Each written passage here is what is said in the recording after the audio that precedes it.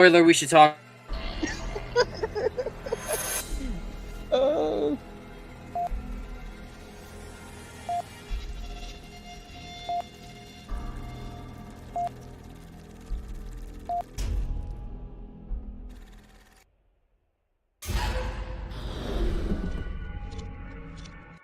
Letterbox.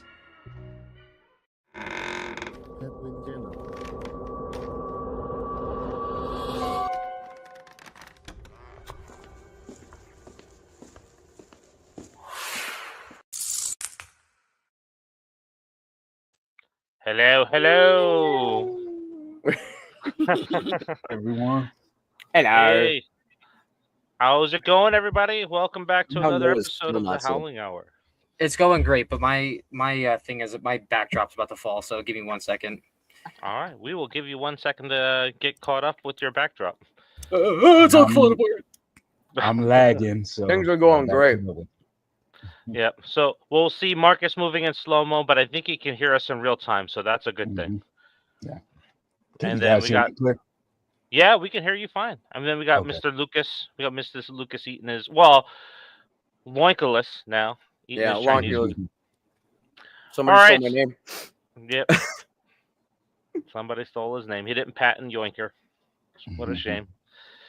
Today we're going to be talking about the news. So, we did a couple of videos on the 28 years and weeks franchise, talking about better zombie films than that, and looking at the unaliving moments. Didn't really do so well. So we're going back to the news. We're going to talk about some of the news out there. So we'll talk about 28 years later, and if you should go and see it in 3D, because there may be some things. Speaking of yoinkers. Yeah, speaking of yoinkers. 3D, you might feel like you're getting slapped in the face. Not since Jackass 3D. Then we'll be talking about some movie announcements with Return of the Silent Hill, and we got Silent Night, Deadly Night, some Scream news out there, some Stream news as well as Friday the 13th and Jigsaw, and then we'll talk a little bit superhero stuff at the end, like this whole Batman and Spider-Man mess right now. Oh. Don't forget the new trailer for I Know What You Did Last Summer drop. So. Yep, we'll jump into that too. I kind of I'm wearing my Spider-Man shirt too.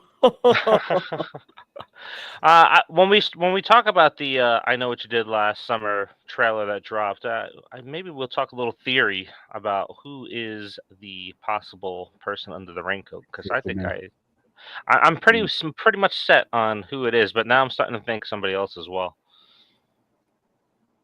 I mean, I'm curious though, because we'll talk about it when we get to it. So, because I got a question about it. Yeah, I've only seen the first movie. You've only seen the first movie?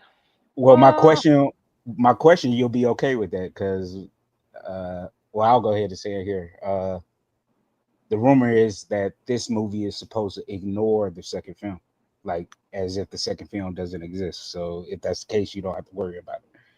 Yeah. Okay. Oh, so speaking of them retconning a movie out of a franchise, which will be 2 movies possibly retconned out of that franchise, 28 weeks later seems to no longer exist in the 28 years and days franchise anymore. So we'll talk about that real quick.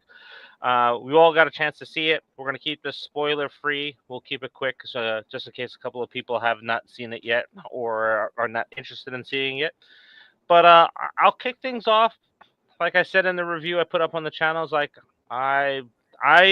it's been a few days now, and I'm still undecided if I like it or if I don't like it. There were some things in the movie that I did like.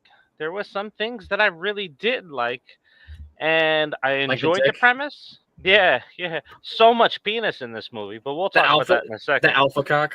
So the only spoiler necessary before you walk into this movie is that you know that in the trailer they digitally added loincloths to these zombies. They are not clothed. They are not clothed. Bucket naked, in the words of Bernie Mac. I will say that you have to go into it with the mindset like these are zombies. Like they don't care if they're wearing clothes.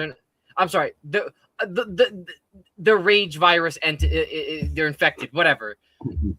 They don't care if they're wearing clothes or not. They're just out surviving their wild animals, basically. Yeah, no. Yeah. So you go into that with that mindset that you're not gonna mind seeing. Yeah. Every time it runs at you. So here's the two things. Go into the mindset that you're going to see lots of penis in this movie. So if you're uncomfortable with that, then you don't want to see it. The second one is this was a stamp. This was planting the flag saying that this is not a zombie movie. This is about infected human beings. So it's a pandemic, man. Yep, exactly. This is a pandemic that has lasted over 28 years, and as we've learned, surviving our own pandemic, the virus has mutated and caused different species of infected.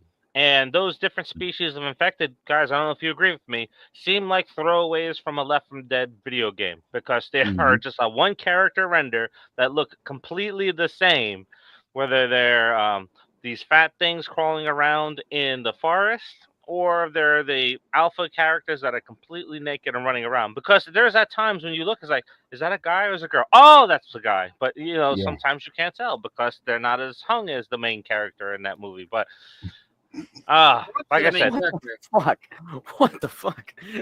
Yeah, unnecessary details. Shout out to the main antagonist, Alpha Zombie, for being massively hung.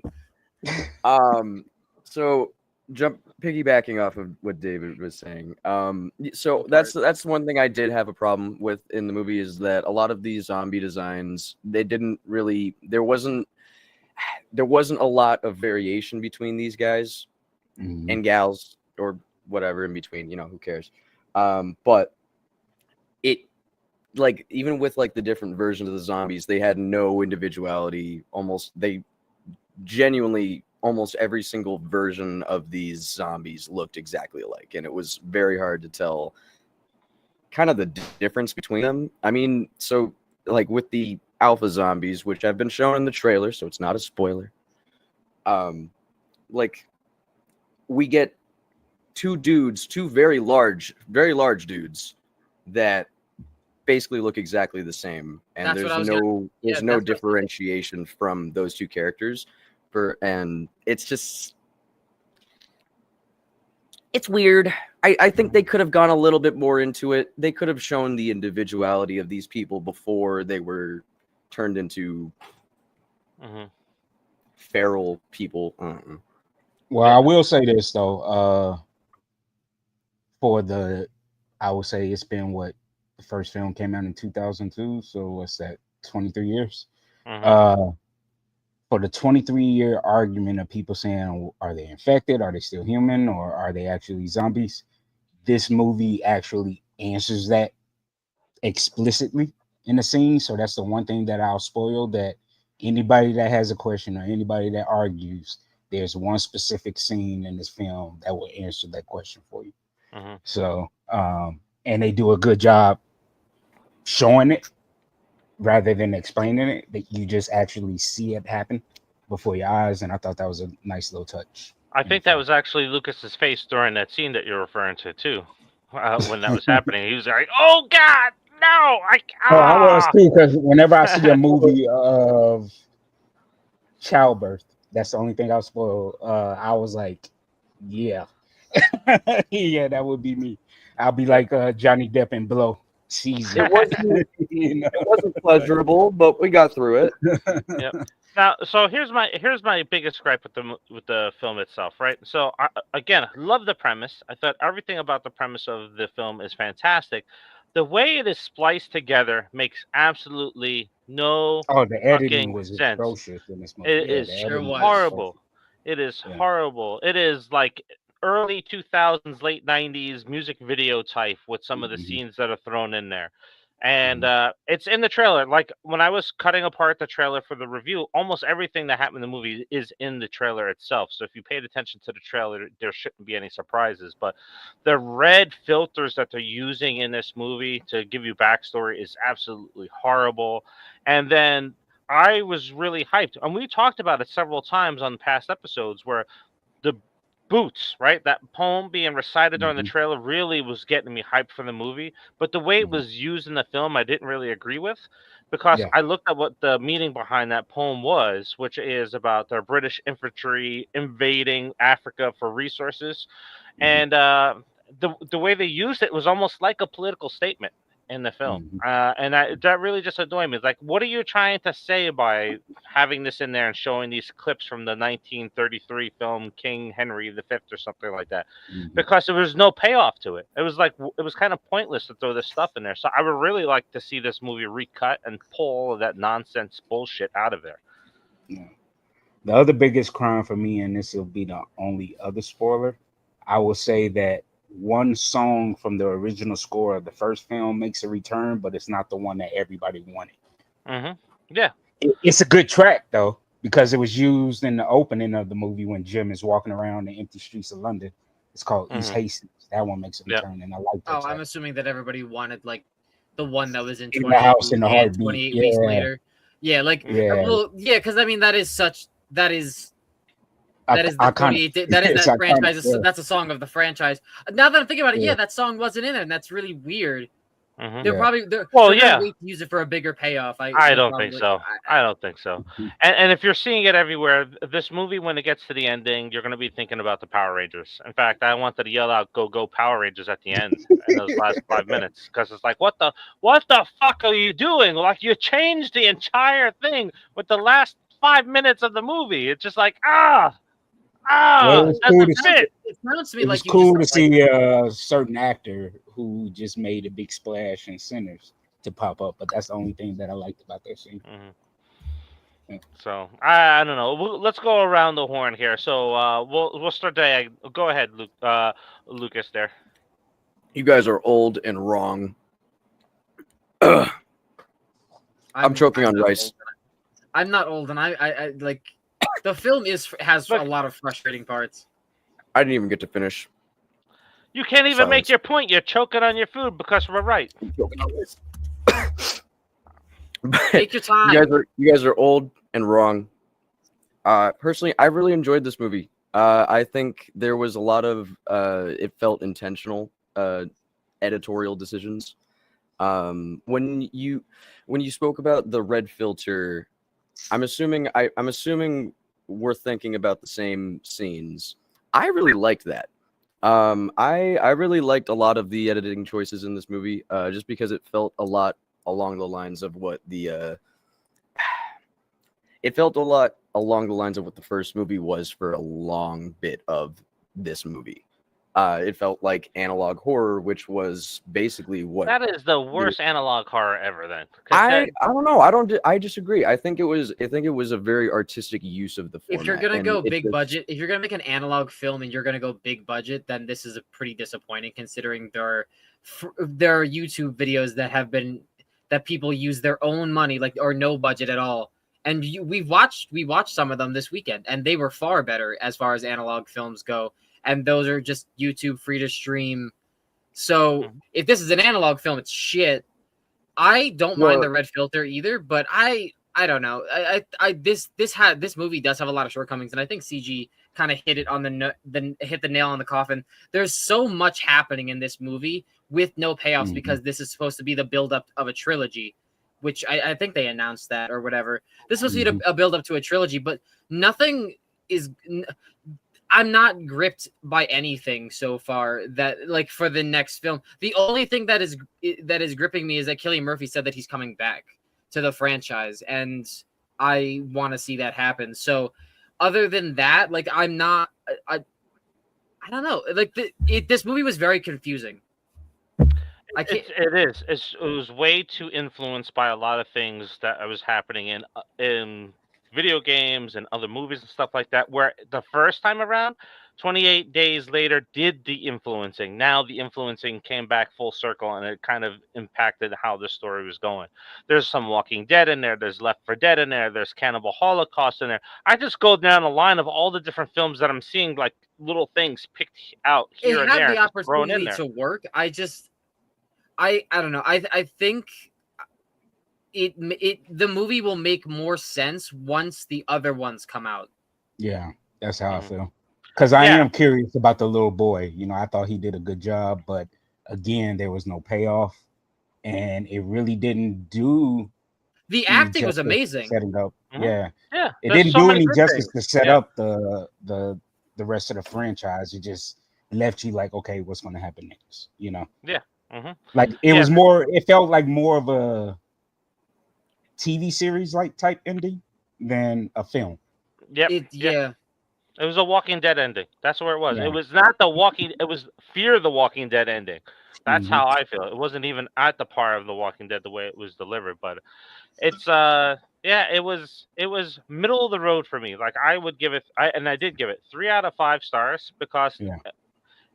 5 years from now, I can be looking at it and say, man, that was brilliant and it was ahead of its time. I'm glad it grew on me over time. But 3 out of 5 stars because I don't hate it. I don't love it. It's there for me. I don't know how soon I'll go back to it, though. I think it depends on how you watch the film, but like if I'm going into if you watch the movie just to have fun, then you're gonna have fun watching this movie. Mhm. But if you go into the movie expecting it to be a part of the 28 Days Later franchise, or I don't know how you would the 28 franchise, it doesn't. It just feels like it doesn't fit. No, it doesn't. Mhm. Like 28 weeks later, like it has its issues, but it still feels like it fits in the overall concept of the franchise. Because even in this movie, like something that you get in both of those movies, 28 Days Later and 28 Weeks Later, even at the end of 28 Days Later, you still always feel an overwhelming sense of dread with watching both of those movies. Mm-hmm. I don't get that with this movie. No, I get and that was there in the first act, and then it just fell off. Like Yeah. at yeah, the because end the of first act was the entire trailer, Mm-hmm. and then everything after that is like, where's Aaron Taylor Johnson? We paid to see this guy, and he's not in the fucking film anymore. Mm-hmm. All right, so no, where do you give it out of 5 stars? I think right now I would also probably rank it out of 3 because I don't hate the film. I'm just like it really feels like it needs the other films, which I think makes it that cripples the film for me. Because if it needs other films for it to be a payoff for me personally, I can't rank it anything higher than that. Like I said, it has fun aspects. I also like the red filter. Like for it telling like backstory. Whatever, but I thought it looked cool. Like it looked pretty cool, and also getting to see the one scene with the one animal that was cool in the red too. So the practical effects in this film, really like the practical effects. Fantastic. Very good. And the acting overall was just really amazing. The doctor, yeah. my favorite character was the doctor. You also really get a sense of community from the film in the beginning too. So I will say that really played in, and I like that. So yeah, I'll give it a 3. I'll give it a 3 for now, and then we'll see what happens after the other movie comes out. Hey Marcus, how about you? What do you think rating wise for you?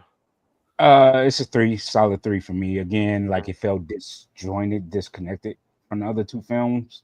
It wasn't a bad film, but as a fan of those first two films, I was like a bit let down.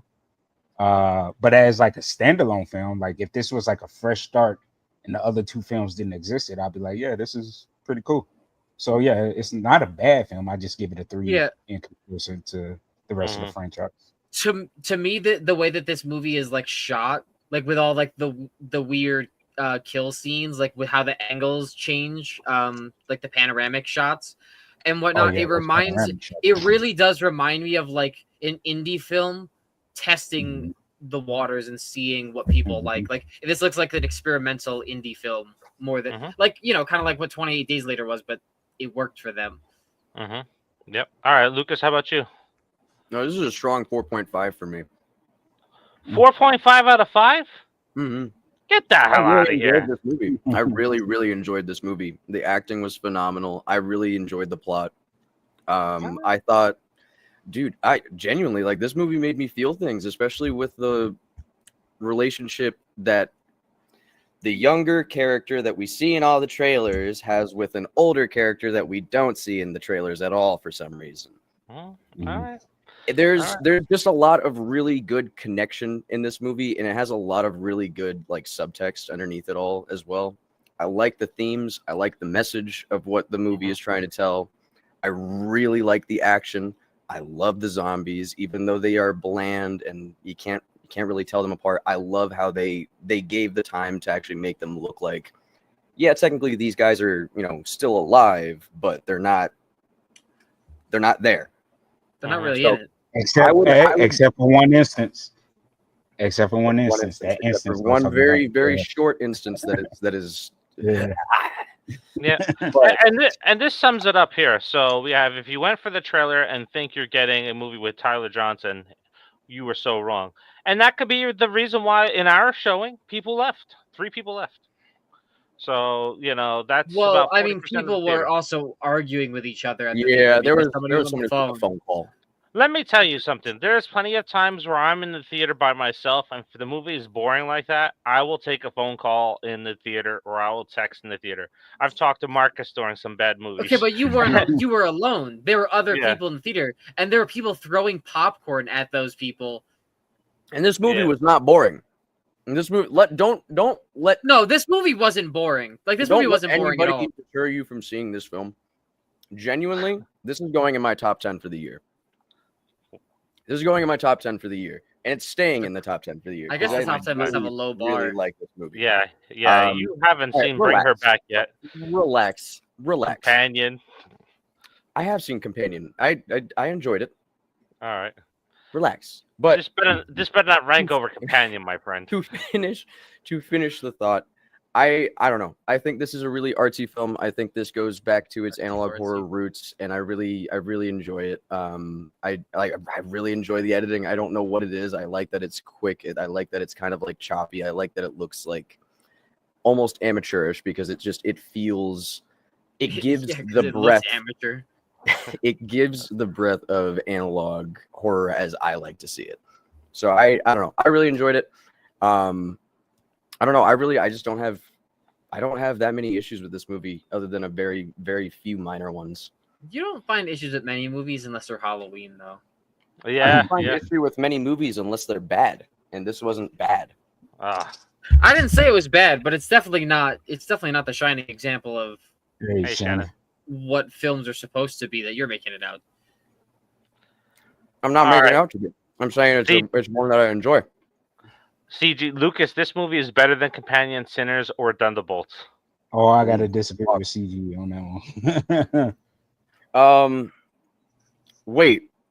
I think that's a question. I think that is a question. Oh, yeah. Oh, yeah. Companion, I really enjoyed. There was a very few minor things that I didn't like about that movie. I didn't like the fact I didn't like it turning out to be that she was like a robot. I came around to it, but yeah, that's why I didn't go see it in theaters. I didn't enjoy it. I thought that it was going to be like some kind of like mind control situation, and that it was going to go horribly. They gave that away in the trailer. Yeah, I know, but they gave it away in the second trailer. After I watched the first trailer, I thought it was just like mind control shit or something. But I thought that they were both psychotic. Companion got dragged down just a little bit due to that fact for me. Though I still really, really enjoy that movie. It peak. Sinners is really good. I can't glaze Sinners enough, man. I fucking love that movie. Michael B. Jordan is a goddamn Adonis in everything he plays in. I swear to God. I haven't seen him in a genuinely the acting all around in that film was fucking amazing, though. Oh yeah, dude! Every single actor that was in Sinners nailed it. That movie deserves some kind of Oscar. If it doesn't win one, I'm going to be upset because it is like premium modern day horror story. It'll get nominated for. It's amazing. It'll get nominated for Best Picture and Best Actor and get snubbed. Yeah, probably. But and then Thunderbolts. Freaking Bruce Springsteen movie. That's what it's gonna go to.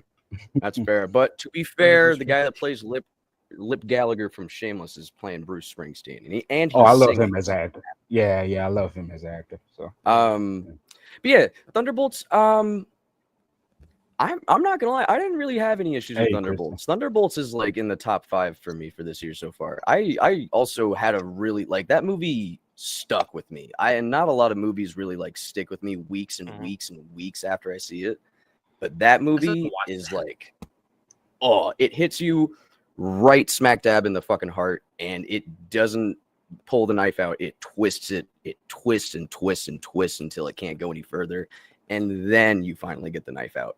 And that's how I explain that movie, because it hurts to watch. It hurts to watch, and I love movies like that.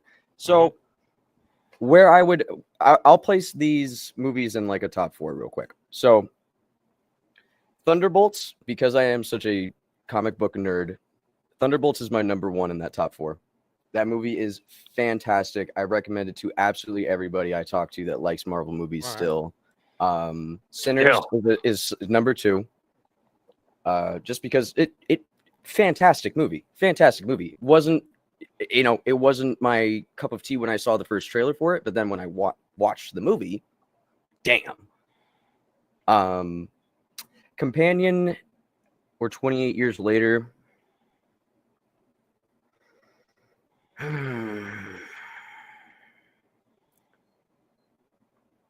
Yeah, I don't know. Call me a shill or whatever, but I really enjoyed 28 Years Later. I really enjoyed it. I think I got more enjoyment out of that movie than I did Companion. I think it's just because I wanted Companion to be something different, and I don't know. I guess that's more of like a selfish reason for putting it lower. But you had higher expectations than what you got. I think 28 Years Later lived up more to my expectation. Well, to my none whatsoever expectations than Companion, where I wanted it to be something and it wasn't. Yep. Hey, Chris. But yeah, I don't know. It just blew me out of the water. I really enjoyed that movie. I talked to Brent as soon as I got home. I'll look at it this way, right? So for me, honestly, I am looking at my top. This is just horror. Like 28 Years Later does not even make the top 10 in just the horror films alone. Like Bring Her Back is going to be the horror film, or the film that is going to be tough to beat, period, when it comes to the best films of the year. Bring Her Back is that good. Then I got Hard Eyes, because we've all talked about Hard Eyes. What's his name from Scream? I forgot that came out this year. This year has been flying by. Jesus. Such a fantastic movie. Yeah, such a fantastic movie. Then Peter Pan's Neverland Nightmare is so damn good because it's so gritty. Then you got Dangerous Animals, which is coming out on Shudder. Dangerous Animals is very good serial killer film. Then you have your fun movies here with Clown in the Cornfield and Screamboat. I got Sinners at number 8. I know Marcus and I always debate this when we were talking about it, but Marcus told me. Right, Marcus has told us all in a sidebar that there is an extended version coming out that is better, and that was my gripe from the beginning, because there was stuff that's missing that's getting put back in. So I may have to give it a rewatch. It may change the placement of that. Oh yeah, if that comes out extended, I'm watching it again. Yeah. Oh yeah. Women in the Yard is a long, slow burn movie, but I can't believe where they went with the ending of Women in the Yard. Like, so Women in the Yard, like what? Spoil it, because I'm not going to watch it. I'm not going to spoil it for anybody. But there's some horror movies I got to catch up on, so we can do the review at the end. Yeah, that what they kind of like say and condone at the end of this movie will have people their minds a little bit blown, right? And I'm surprised. So you put it in top 10 because it was ballsy. It is extremely ballsy. We got Grafted at number 10, which is very good. I love Prom Queen on Netflix. I thought that was a really good throwback film. That was really fun. That was a fun movie. Predator, Killer of Killers. This could potentially drop because that opening sequence in Predator is so damn good. The Viking story in it is just phenomenal. I love all 3 stories. See, it just starts to go downhill after the samurai and ninja story. Final Destination, I had a lot of fun with. I enjoyed that. Until Dawn, we've talked about that when it came out. I'm not an avid Until Dawn video game player, but I thought what they were going for really pulled it off. And then there's 28 Years Later. So you've played games among the creators of Until Dawn, so you know the concepts. You know the concepts, so you already know that this is not how this movie should be played. That was what we talked about on the previous show. Is that they kind of try to do that where you're playing the story and like, all right, well, if I die now, we can come back and we can kind of redo things. It was but that's not how you play the game. Yeah, but that's not how you play the game. You're not playing the game from the gamer's perspective. How do you? But Make me still, sad, Dave. there are people out there that are like You that. are the that will gamer play that. playing from the player's perspective. You I are gotta, playing. we you're gotta playing from the make character. you play more games or some shit. Like the fact that you think Until Dawn the movie is somehow a good representation of Until Dawn the game is Marcus. He thinks Lilo and Stitch help the me out live here, action is a good Marcus. representation of Lilo and The Stitch only animated way- film. The only way I can help you out on this, because again, I had to separate my mindset of the game. So my gripe is, if this movie was not called Until Dawn, I'd be like, yo, this is a solid horror film. This is actually Exactly. a pretty cool horror film. But knowing Until Dawn the way that I do, I'm like, this pissed me off so much. The point is that it's So supposed to much, be a representation. It's supposed to be a representation of the video game that it is being based off of, and it is a failure of that representation. That's the point. It's like Assassin's Creed. It's like Halo. It's like, didn't they make Mortal Kombat? All Max of the Mortal Payne. Kombats, if we're being honest. Max We'll see how Payne. Mortal Kombat 2 goes.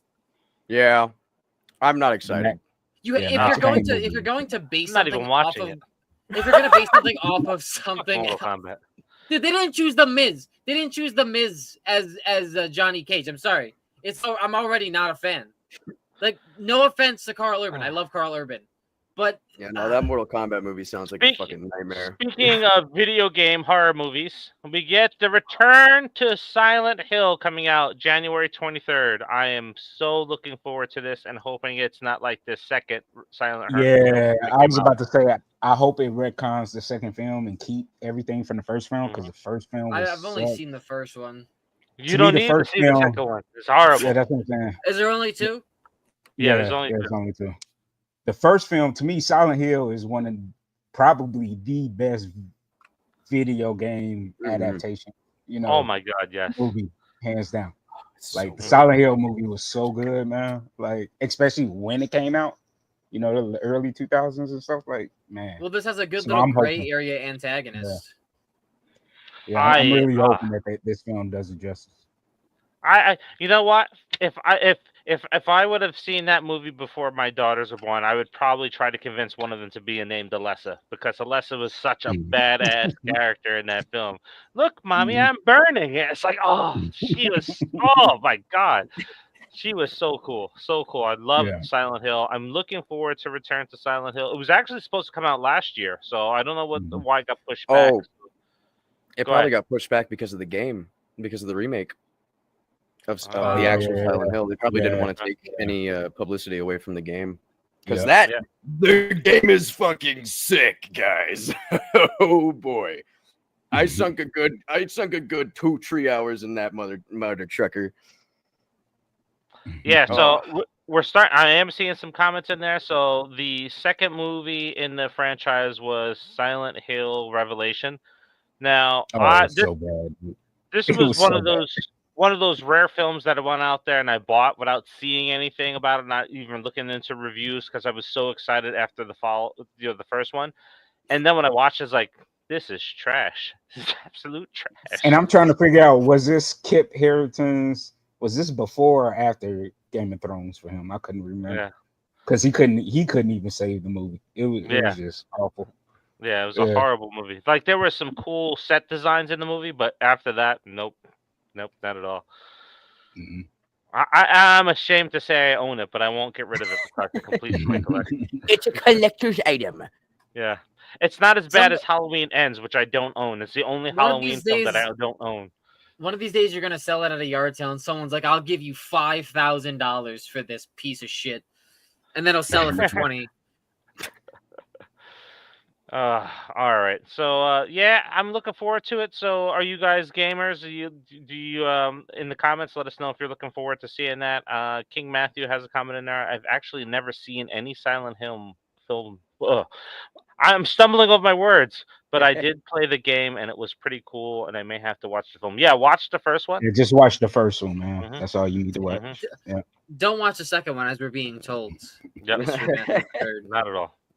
Not at all. So, all All right, so we also had some news. We dropped it on our community page recently about the film that we worked on in November that we had to take a week off for.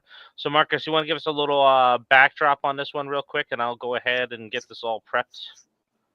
Yeah, so there's a short film that I produced, and both David and Noah came on and worked and were like utility on the set. They did everything from being PA to production design to set design and everything. So we got a little film called Mirror Mirror, and it premiered at the Chinese Theater last night in LA at a film festival. We dropped a trailer. What was it? Last week, I think it was. 24-second teaser. Yeah, so it's just a little backdrop about the movie is a couple moves from New York to this mansion, and they're being basically tormented by a mirror demon trying to get to their unborn child. So yeah, we're hoping to the feature is already written, so this is more of like a proof of concept short to get people interested in wanting the feature film for it. So All right. Well, let's show the teaser. The teaser is not gonna it's not gonna show as much as we would like to show, but here it is. KJ, it really is a dream. But how are we affording all of this? It's taken care of. Baby, please tell me you did not up and move your 6-month pregnant wife into the haunted mansion.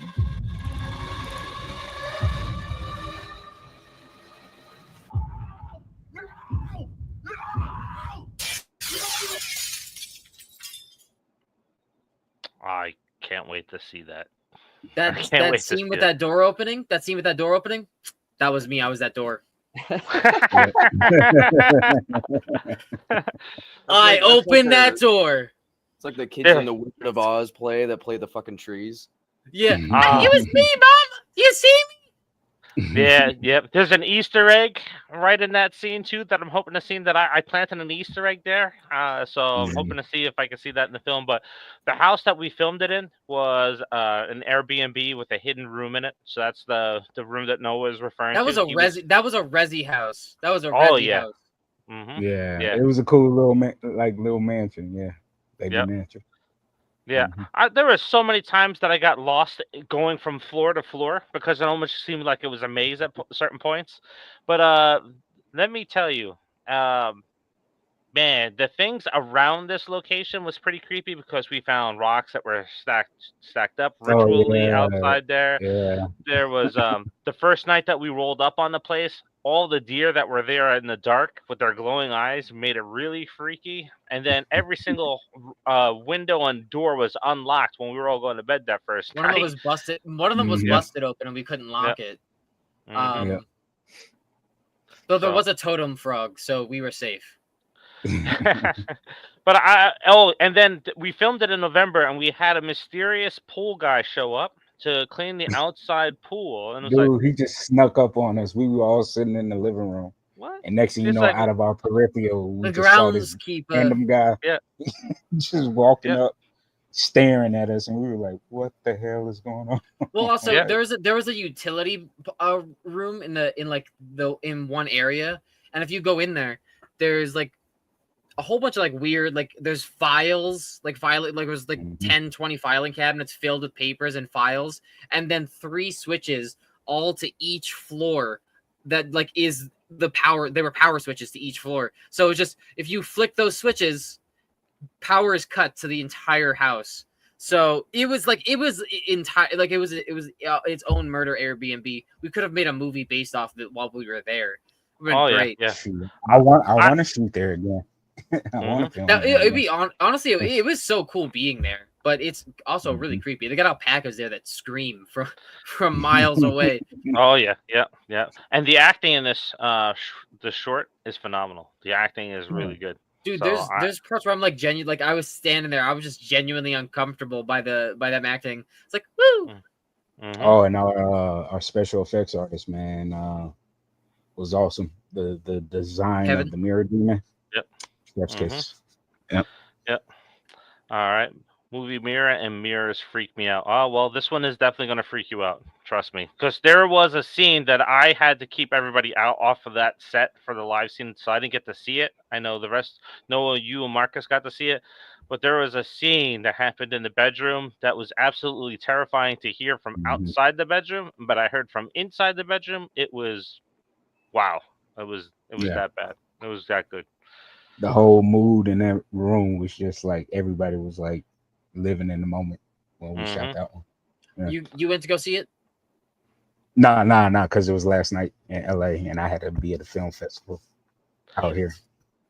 All right. So, you kind of mentioned Lucas's favorite franchise, Halloween. So we got Rowan Campbell coming back as Billy in Silent Night, Deadly Night, December 12th of this year. And you know what? I haven't seen a teaser. We just have this little picture here. I think this guy is going to knock it out of the park. I think he's going to redeem himself in this one. I hope so. One, because I love the original Silent Night, Deadly Night, and part two, I just, it's just good guilty pleasure. He looks so the I'm part. hoping he does the film. Yeah, he really does look like Billy. So I'm hoping they do the film justice. Like the last remake, I thought was fun, Silent Night, but yeah, I'm really pulling for this kid because I've seen him in a couple other movies that were outside of horror, and he's actually a good actor. So yeah, I hope he knocks this one out of the park. Yeah, I think this one's very crucial for him because I think if the movie itself is bad, not him, but if the movie's bad, this is it for him. I think he's going to be damaged for a while when it comes to movies because if Halloween Ends, the flack that got, and then if this one does horrible, I think it's going to be bad news for him for a while. But I'm looking forward to it. I think I'm really excited for it. I think he can pull it off. I think coming off of Halloween Ends and how much people hate him, I think it'll play into this a little bit more, and it'll be surprising. No, what do you got to say? You look Just like you're just the way you said, just how much people hate him is great. yeah. I could care less. Yeah, that's also my response. This guy is all good in my books. I didn't watch the movie. I didn't watch the movie that people hate him from. So he's all good in my book. You couldn't make it that far in the Halloween franchise. Nah, you couldn't pay me to do that. So Kristen asks us a question. All right, so a question from Christian. Picturing all four of you in a haunted house for one night, who would scream first? Lucas. Noah, but it wouldn't be out of fear. Lucas. If we're going to like a haunted attraction, I get giddy over the effects. Like my first job was at a haunted attraction, so like I go through them. I'm like there's so much fun. I just figured I'd eventually say something that you would get mad at. I would just be like, get him, please. Just please, yeah. So if we're talking about yelling, I would probably yell at Lucas first. But if we're talking about screaming in fear, it would be Lucas. I think it'd be Lucas, but I think it'd be Lucas too. I'm an easy scare. It'd be the Dean Winchester scream when the locker opened. All right. Yeah, I'll hit you with the high notes. If it was a haunted attraction, so this will be a real story that I'm telling. So I'm the one that's going around admiring the set design and how the actors are pulling off all their stunts and stuff like that. And a real story based off of that is I went to this one attraction put on by a college in East Stroudsburg, and they had a guy popping up from under a Ouija board from the ground. They had a car accident scene. They had a Texas Chainsaw Massacre scene. And the last scene was Texas Chainsaw Massacre, where Leatherface comes running out of the woods with the chainsaw, and everybody that was in my group ran. And I'm just walking, it's like, that's pretty good. And the guy got pissed off, and he actually came up and hit me in the back with the chainsaw. It's like, why don't you run? It's like, because I'm not scared. This is really good. Thanks. So when I go to haunted attractions, I'm not really fun when it comes to that because I'm always admiring all the artwork and stuff that's gone into creating that world. I just get lost in it. And then when it comes to like a real haunted house situations, I'm the cocky asshole that's out there. It's like, oh yeah, scratch me. Go ahead, do that. Prove that you're a ghost, because my partial skeptic comes out where I need to see evidence. So I'm going to provoke because I want to see evidence. I'm not going to provoke. I'm going to be respectful because I'm not trying to have stupid shit happen. Like cabins burning down at all. or just to point some things out. And no Ouija boards. I don't fuck with Ouija boards. Yeah, I But don't mess with the Ouija boards either. But if we go ghost hunting, which I'd very much like to do, I don't know. We got to figure something out. We're gonna go ghost hunting. Well, Kristen, so out here they're opening. We'll find out. We're gonna find out because we're gonna go ghost hunting, and then we'll have an answer to that question. Yeah. So we didn't. You know what? We didn't even ask Lucas about this, but so I'll pose it. So Kristen, if you would like to see a ghost hunting video come out from us, let us know, because right now on the books we're looking to go to Salem in October. So Marcus is flying in for that. Lucas, if you want to come out, you got to let us know, and then we'll make some arrangements to go to Salem with us. But we had planned on doing some ghost hunting down in Salem and maybe putting it on the channel. I'm down. Can I work the camera? We're gonna have the camera. Yeah. I'll be the one that dies at the end. So out here in Vegas, there Universal is opening the all year round haunted attraction. In August. I think it opens officially in August. So yeah, looking forward to that. Yeah. Now, speaking of witch boards and Ouija boards, so that's the project that we've kind of been teasing a little bit with some of the images in the community. So that's a project. Alice, the chapter from the Book of Ethel. So that's something that we're looking to do based off of some actual events that I've experienced in my previous days as being a young gent. So we'll be getting into some of that, Stu. Hopefully we'll make some progress on that this year. But speaking of projects, Stream 2 was announced. So I don't know if anybody has seen Stream. It's currently streaming on Amazon Prime. Very good slasher film. If you want to sum it up as something, Running Man in a horror movie with slashers. But this was announced this past weekend, so I'm pretty excited about that. Yeah, me too, man.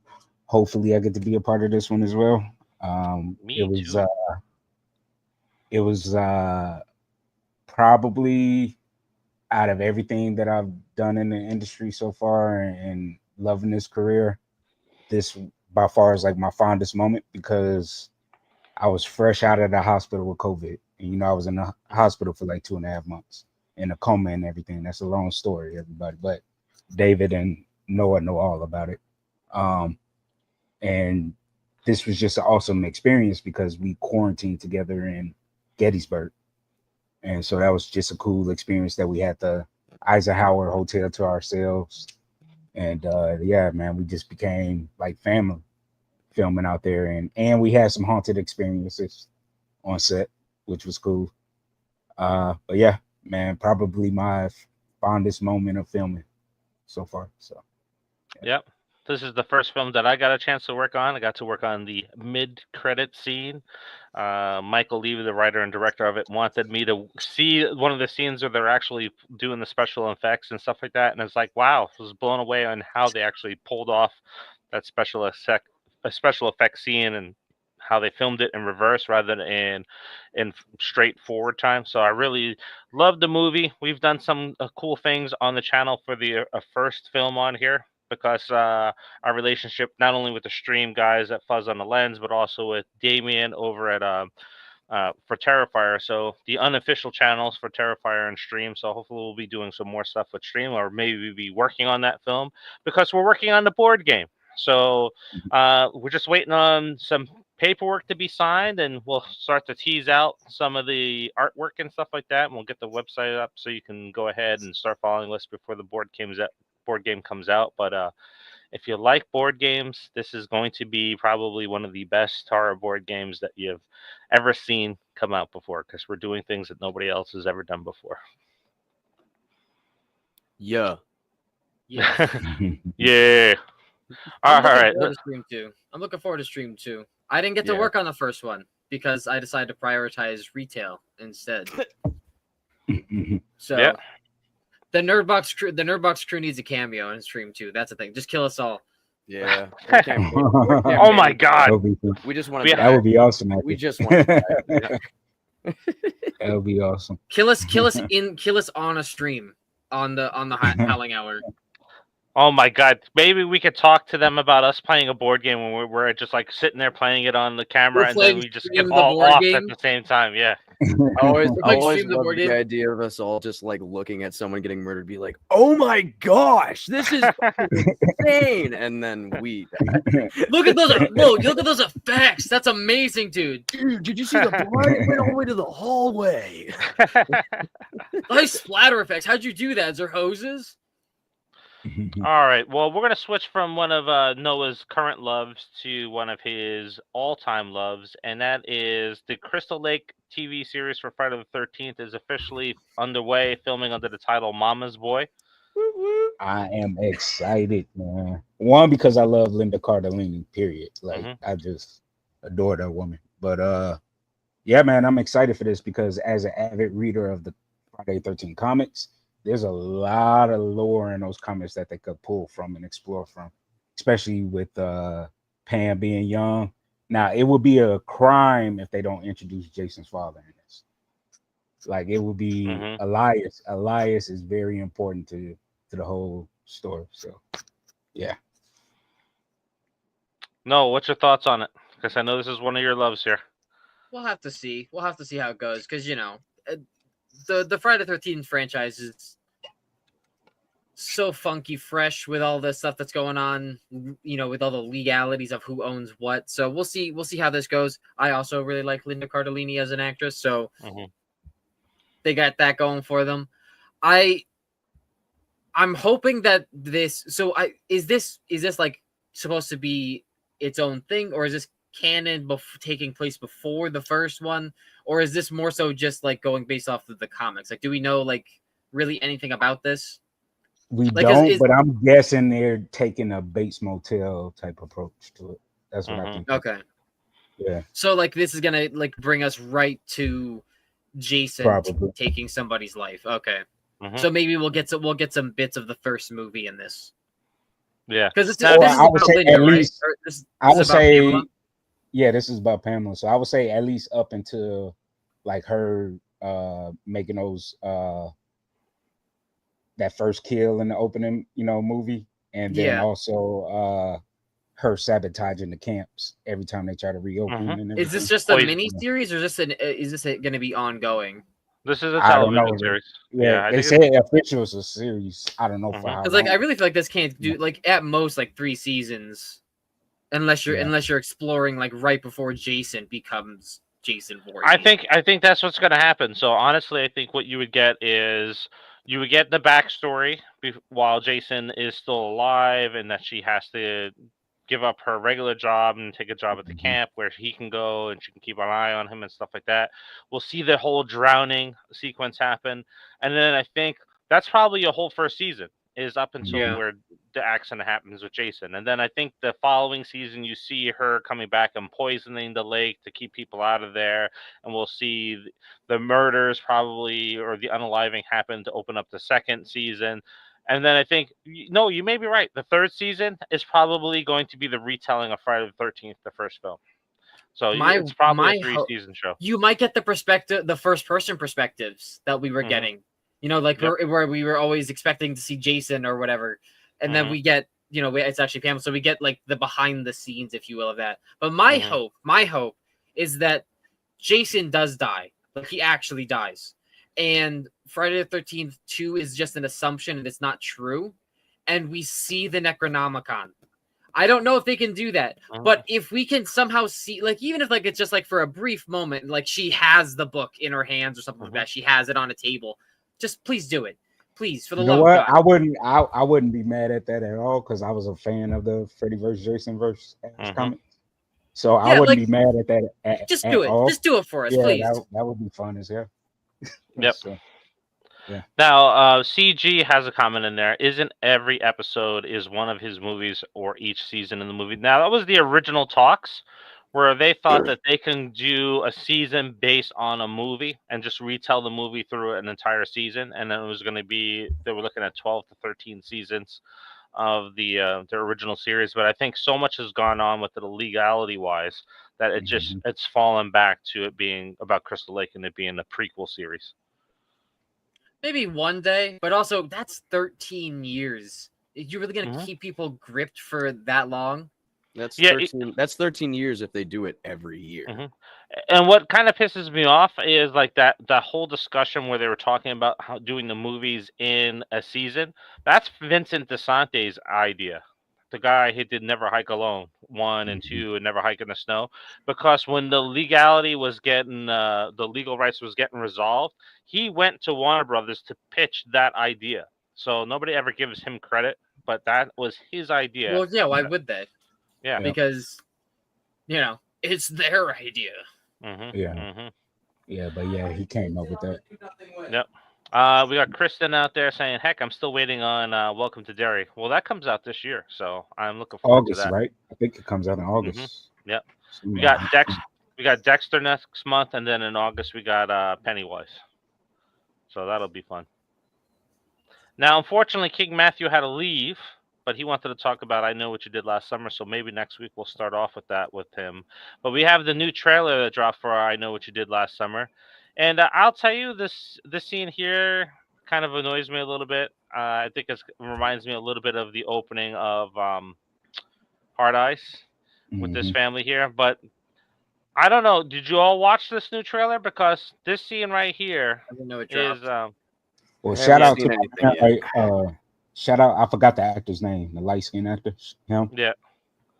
Shout out to This, him because not only is he in this, he's the star and the lead in him, the movie Mhm. that Jordan Peele is producing.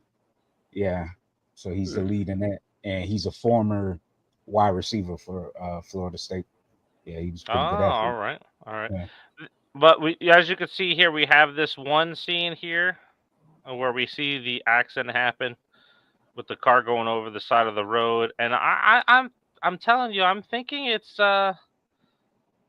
Julie. It's either Julie or the boyfriend Roy or Ray, whatever it Right. is. Right. Yeah. I think it's one of those guys. Watching the Is this a trailer, reboot? Or is this what is this? Because this this is a They they're haven't reading said the exact where thing that there's they a did the first one. requel. You know. Yeah. We right now it's not certain if I think Marcus is trying to say it right now because he Sorry. froze up a little bit. But I think what Marcus was trying to say is that this may get rid of I Still Know What You Did Last Summer, or it may pick up from there. And a lot of the speculation was around their relationship. So were they married, divorced, whatever? But I'm thinking it's one of them. I think it's one of the originals that is going to be under the raincoat, and I think it's going to be good to have it. Mm-hmm. I will be okay with that.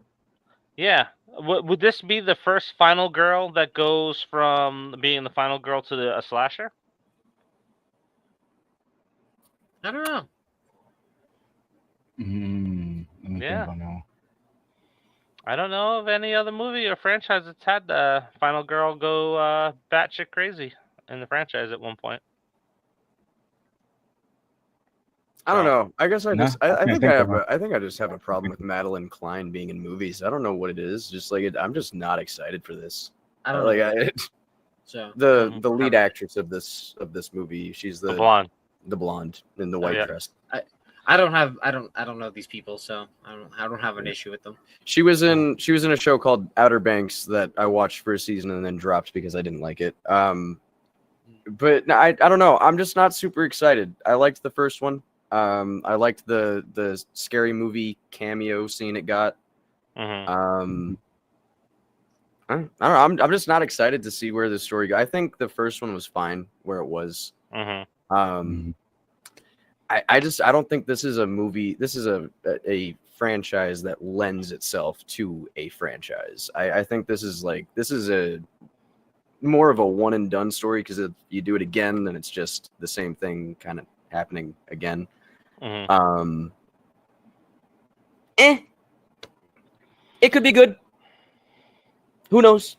Yeah. See what's wrong with this entire franchise is this. Like, I Know What You Did Last Summer was based on a book. The movie and the book were two different things. Like they chose to take creative liberties with the movie. And so then recently, I think it was a few years ago, they brought the series back, which was more in line with the book, but it wasn't received well because nobody knew that it was a book first, so they were going off the films, and they were like they didn't give the series a chance, so it bombed. So you got like two different audiences with this franchise, and then the fact that What's because the of book about? Camp. Yeah, I mean, same premise of like hitting somebody and killing somebody in the accident and trying to cover it up, but it's some twists and turns in there. My thought is like, are we supposed to be on the side of the teenagers that almost killed someone? Because no, like you like no, I'm saying that's what they try to force you to do. Yeah, like you're drinking and driving. You almost kill someone. You think that you've killed somebody, and you were instead of trying to call somebody and own up to your actions, you leave and let this person fend for themselves. And then when they come back and don't say, you know what? How about eye for an eye? That's all of a sudden there's a bad guy now. No, fuck that. Like so, I don't know. If you're going to watch it because you want to see the teenagers win, I didn't like the first one then, but if you go because you want to see the antagonist win, the hook man, then yeah, get that bag. Like, because fuck them. They like honestly. I like Ben Willis. It's just the problem with I Know What You Did Last Summer was because it came out after Scream.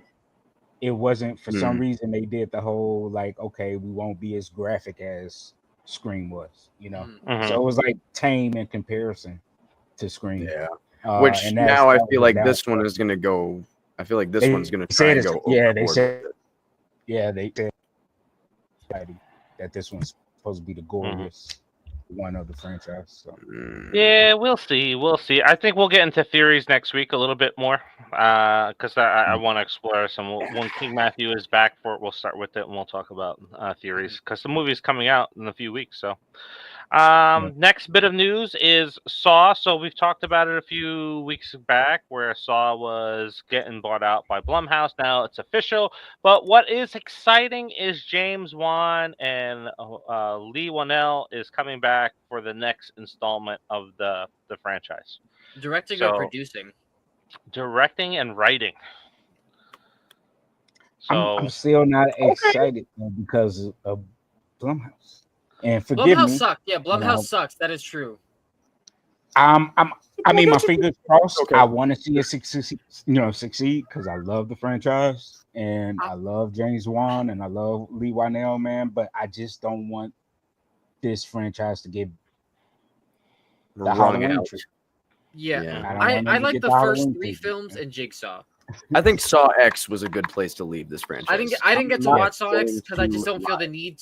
I don't feel the need, and I feel bad that they keep doing this to Tobin Bell. It's like, come on, one more. It's like one more match. Like it's like, guys, let him retire. Like you're Ric Flairing him. That's why I'm like. That's why I would say that like this franchise where it's at right now is best left where Saw X left off. This should honestly take place after. Come up with a new Jigsaw. If you really want to continue the story, make a new Jigsaw. Let that man finally take a break from making these goddamn movies. There are several disciples that are already that are still active. Yeah. There are several disciples that are still active. We've also already gone through the path of like copycats. So it's another one of those situations where, like Marcus said, I don't want to see. Saw is one of my favorite horror movie franchises out there. I love the Saw movies. I don't want to see it turn into fucking Halloween. I can't. Yeah. I can't stand that. I love that. That's how the face. Every Saw movie. I mean, not when I was born, but when I was old enough to watch movies, I have consistently watched every Saw movie, either when it came out or whenever I could see it. I love these movies. I really liked Saw X. I think that was such a great ending for Tobin Bell's Jigsaw. You know, I don't. It's unnecessary, and also I don't have that much faith in James Wan. He fucked up Aquaman hard. Did he or Warner Brothers do that? Come on, now. Both of them. They didn't know what the fuck they wanted to do with that character. Okay, when a production company steps in and tells you what you have to do, there's only so much that a director can do to fix a film. I don't know. A lot of the shots. And Look a lot at of the look at directing- all of the look at DC. Look at DC as a whole.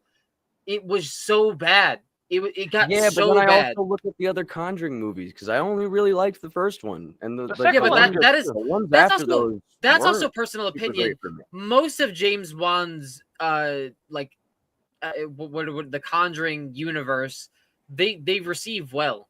So lately they've been getting shit, but like most of them are received well. So Yeah, and that's why this would be what's commonly known as an opinion. And that's what why I'm I saying. don't- That's what I'm saying. why That's what I said. I personally don't have faith in James Wan to make this. I'm going to be honest. The guy fell off for me personally. The guy Well, have fell faith off. that he made the first two films. I'm pretty sure he made No, I Saw know. 1 and 2. Didn't I he? know. Yeah. Well, I believe. All right. So. Also, let, But those are listen. Mhm. That's fine. That's fine. But that's the same thing of like saying, "Oh, James Gunn used to make bad movies." Like James Wan used to make really good movies. Haven't watched a recent movie that's been really good. all right. Well, let's take a look at this here. So let's take a look at James Wan's film categories. We have Saw, we have Dead Silence, which Dead Silence is okay. It's not fantastic, but it's okay. We have Death Sentence, That's fantastic his film. best movie for me. That Yeah, is a that's his fantastic best movie. film. Have you seen it, Lucas? Mm-mm, It's mm-mm. not a horror movie. Oh It's my a god. it's a revenge film with Kevin Bacon. We have Insidious. We have The Conjuring. We have Insidious Chapter 2. I So like far, the all good Insidious movies. movies. Then there's Furious 7. It's like, oh my god. The Conjuring 2. I liked, actually, you know what? I kind of like The Conjuring 2 a little bit more than I did The Conjuring 1. Then we have The Aquaman. MacGyver TV series. Yeah. Ugh. And we got Malignant. Malignant was fantastic. I love that movie. That's probably in my top 3. I actually don't think I've seen that movie, but Oh, I'll check my- it sometime soon. Dude, that's It's a fu- it's that's a a really good party movie. movie. Yeah, it's a party movie. So we all have to get together and watch that one together. So that's that one there. But yeah, so he's more hit than miss. If you want to look at Aquaman being his miss, that's fine. Then that's like two bad movies. I don't know. Like I said, for me, it's a lot of the Conjuring franchise. Like I like you guys said that you don't really enjoy the Insidious movies. I enjoyed the Insidious movies a lot. I don't know what the fuck the disconnect is there. I never said But- that. What the hell are you talking No, about? that was me. You said you did. Oh, okay. But That was then, me. 1 and 2 are really good. Yeah, I liked all of them. yeah, 3 is I don't know. almost seen- It's, 4 is it's the good. Conjuring movies, and then all of the Conjuring universe movies that he was like affiliated with as well. That As a producer, yes. I just they're not good. Insidious did the same thing that they did in Saw. They killed off the wrong character. Yeah, Mhm. Like they consistently should do not that. have killed. They should not have killed off. I can't remember her Elise. name. Yep, Elise. Yeah, they should Mhm. not have killed her off in the first one because they bring her Yeah, and then back they brought her back in as a every ghost. single film. In fact, the third one had to be a prequel because they wanted it to be centered around her character Mhm. because her character was the most popular character. And then I don't even know what the fourth one's about, but I know that she's the main character again, Mhm. and she's still Oh my god, dead. the fourth one's so good because the fourth one involves a serial killer and a haunting. So it's so good. The fourth one. The fourth one is probably the second one, maybe even the best one in the entire franchise. But Tyrese is with us. Tyrese is like, bring back Lee Winnell as Adam Stanheight in Saw 11. Yes, put him with Dr. Gord. He's alive. I'm telling you guys. I told you. He's alive.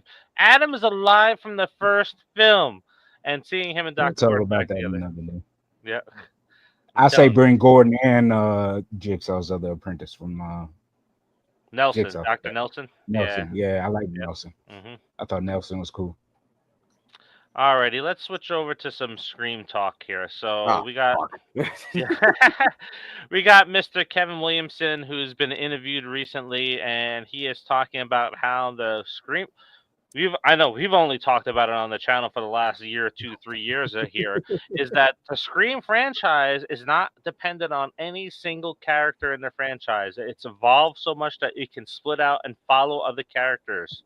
Well, that's Oh what no happens. shit! Yeah, No that's what shit! happens when you spawn a global, worldwide horror icon. That that No tends to shit! happen a bit. So It's there's- almost like he was insanely merchandisable. So Like it was I'm a wondering TV this show. though. I'm wondering this because of the fact that now they pulled Scream the series off of platforms. I'm wondering if this is just an underlining statement of saying, "Hey, they're bringing the series back, or they're doing a whole new series." I Because think they had to work that some stuff out with Viacom. They had to work out a deal with Viacom. But yeah, the Scream series recently got pulled off of all streaming platforms, like within the past month or so. That shit was So dope. I'm wondering. Yeah, I'm wondering Even the third if season it was good. has something to do with that. That ticks me off. I'm thinking it is because they're looking at it from the standpoint where they could establish new characters like they did in 5 and 6, where they can split off and Ghostface can chase those people and will be just as interested. So I think he's kind of laying the groundwork down where maybe Sydney doesn't survive this new trilogy, right? Or these next 2 films, and the torch is picked up by somebody else where Ghostface is going to go after. Or maybe there's something with Sam and Tara coming back into the franchise. I personally think they should go down a Predator Killer of Killers route and make a animated anthology series. Yeah, just make it and call it the Cult of Ghostface. Man, if only And they then would we recognize have a this whole cult. bunch of different stories that they can pull from for whatever movies that they want to make in the future. That's if this is what they're going for, which is a lot of the reason why I don't like Doctor Who nowadays, is they're going for content generation. They're making it so that it can literally just everything can be content. That's the only way I can see it surviving, is if they actually introduce new interesting ideas, such as the Cult of Ghostface, and then give us like a 6-episode story, like make them like 45 minutes animated. Boom, bam, you just made $1 million, like $1 million. Like, oh my gosh, so much money. And Predator Killer of Killers was good. It was really good. I just say bring the show back, man. Bring the show back. Let's get a show. Look, that ass. James mask. Oh, dude, that fucking mask is badass. Yep. It's all right. I still prefer the original mask personally, but I still like the stories. Like I really like the stories that if they were that to the Scream update the franchise mask had. in any way, that is the exact way that I would have preferred them to do it. Make it look real serious, because that's the only way that you can really update the mask without it getting campy. Other than the chrome mask, which we've all thought is a good idea, the clear mask, which would be really cool to see. As long as I don't do the devil one, I'm good. Yeah, I'm fine with saying the devil one. Maybe if it's like a Halloween party, like we just see like someone dressed up as like a devil ghost face, that would be fine. But not as like a actual ghost face. Yep. Like if they go the cult route, don't give me a devil mask as like the leader of the cult. I'll take a white robe ghost face as that would be an exception for me. I would be okay with seeing a devil mask ghost face. No, because you can't censor it around that. Like, oh, it's now centered around some religious bullshit. Like it has to. It would just be like that person's personal flair on the ghost face identity or whatever, and that's what we could see with a lot of the different ghost faces. Yeah, but like, it's the connotations. It's like it's what it implies.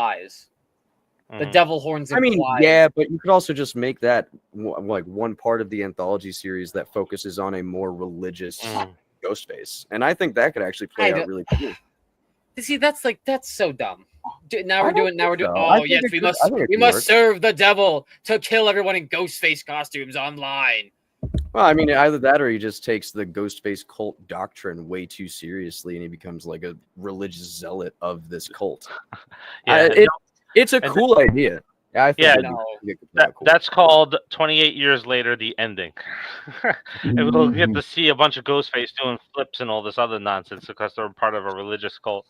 But let's stay within the Scream universe and talk about Matthew Lillard as he is voicing Springtrap and Dead by Daylight's expansion into the Five Nights at Freddy world. So, Lucas, I will let you kind of lead us here, and Noah, you can take charge here too. Go ahead. Thoughts on this? I don't know. It's cool. It's a game that I don't play anymore. It's a game I'm actually going to start playing again, but I play as Ghostface. Funny enough. I've said this to many of my friends that have told me to play the new Dead by Daylight update. I was thinking about it for a long bit, and then I saw that literally all it is that it's just, it's just Springtrap. Yes, it's voiced by Matthew Lillard. Very, very cool. I'm not spending money on a game that I don't play, and that's the only way you get to play as this character, just so you know. But you do have to buy, I think it's like $5. Cool.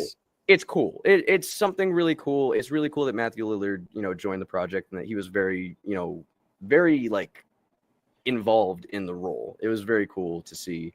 If only he was in the movie more. Yeah, well, my thing is, I liked the movie. It was okay. I have gripes. I want to see more Matthew Lillard. No. Yeah, no. I like it. It's just like I like the movie, so it's cool for me for that. It's cool to see Matthew Lillard in the role. They gave him a better Springtrap costume than he has in the movie. But to be fair, that's like a whole bunch of like later down in the timeline stuff, so that doesn't really matter. But I don't know. They also made a weird one where he doesn't have the mask on, and the face doesn't really look like Matthew Lillard, so it just it's just some old white guy screaming at you every now and then. But it's Matthew Lillard's voice, so it's cool. But yeah, I guess that works. It's fine. For all of you Dead by Daylight players, or for all of you who are thinking to play Dead by Daylight, it's fine. It's not you're not going to see me on there. You might see Noah. It's fine. You won't see me on there because if I'm playing privately. I'm sorry. I'm not hopping into lobbies. I'm not looking up into queues, dude. I'm not looking at randos. What is this? I think it's a cool concept. It's definitely going to be a big draw for people who like Five Nights at Freddy's. And my assumption is that there's going to be maps. There's probably going to be like the pizzeria map or something like that. Oh no! All the content that they've released for Five Nights at Freddy's is already in the game. They didn't release any new maps. It's just the Springtrap killer and the different. All right, well, that is a tad disappointing because when they added Michael Myers and the Halloween stuff, they added Haddonfield.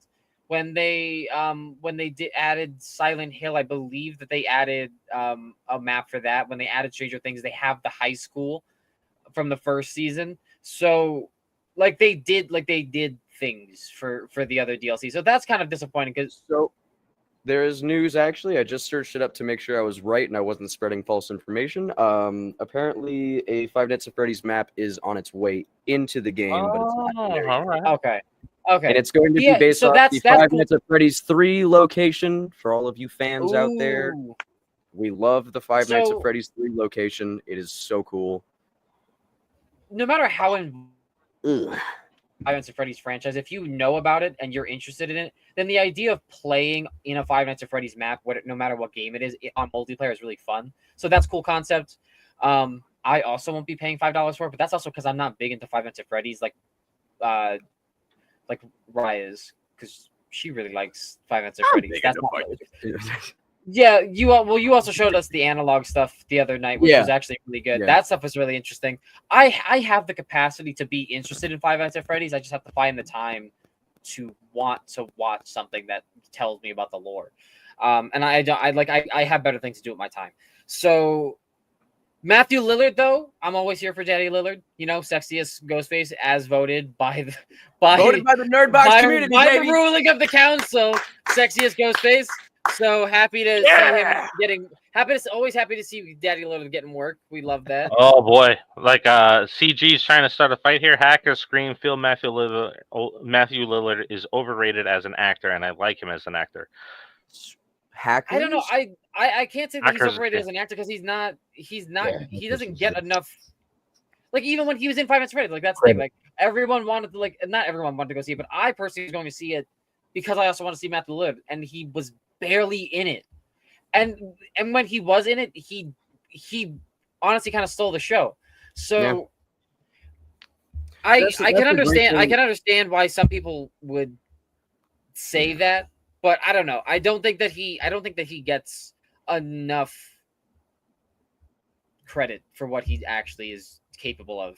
Mm-hmm. Yeah, he's watch him on TV shows like Law and Order. I think you say Criminal Minds. He is a really good actor. Good actor. Yep. Yeah, he's quite underrated. I think the main thing is he always leaves like whatever role he's playing, whether he's playing Shaggy in Scooby-Doo or he's playing William Afton in Five Nights at Freddy's. Literally, whatever it is, you just want to see more of it because he tears up the scenery. He absolutely acts the shit out of every scene he does. And I'm not gonna lie, he has a very interesting way of speaking. He has a very interesting body language that he, exudes in every role that he plays. It's criminal that he does not get bigger roles, especially now that we've seen a lot of what he can do. But I know that in Five Nights at Freddy's 2, he does have a slightly bigger role. However, we're not going to be seeing his face. It's just going to be a lot of voice acting, which sucks. But I'm just happy that he's coming back in 2. I'm happy to see that story continue. So yeah. And from where he is now, go ahead, Marcus. We're going to talk on the same thing. I was just going to pass it over to you. But from where he's at right now, from where he was maybe 8-9 years ago, is a true comeback story. So, Marcus, if you want to tell that backstory real quick. Yeah, man. I was gonna just say, like, at the cons, anybody that's been to like any cons that he's been at, he always tells how the life of an actor, how basically they're jobless in between gigs and stuff like that. But like for him, being that he wasn't the most sought out name, it was like harder for him, so he always shows appreciation towards the fans, saying like, how grateful he is and the reason why he does the cons and everything like that. But now it's like, I guess, like most stories, things come back in cycles because now he's like one of the most sought out actors now. Because for the past, like, I'll say 5-7 years, he's been on hit show after hit show after hit show. Like even now he's in, he just got cast in season 2 of the Alex Cross series. So a lot of people don't know about the series, but season 1 was a hit. And Alex Cross is that character that Morgan Freeman played in Kiss the Girls and Along Came the Spider. So he's supposed to be a prominent player in season 2. So he's getting steady work now. So for the dude. Yeah, with Matthew Lillard, the first time that I met him, he had told a story about, and he actually broke down. He was crying when he was telling about it. Like he was talking about how, Wes Craven had all this confidence in the world in him, and he was a big name at that time, like Scream, Hackers, SLC Punk. So like he was an up and coming actor, and then it just all fell off for him. And he was talking about like going through the situation where he had to sell off cars, he had to sell houses because he wasn't sure when he was going to get his next paycheck. And when he was getting cast in films, he was only getting like $5,000 for like a role to show up in a film. And sometimes he had a more prominent role than the lead actors in certain films, but he wasn't getting paid. So he went through some very tough times. And then the conventions is what helped him start to rebound financially and be able to not have to worry about how he fed his family anymore because he was getting money from the cons, and now he's just bouncing back, which is nice to see.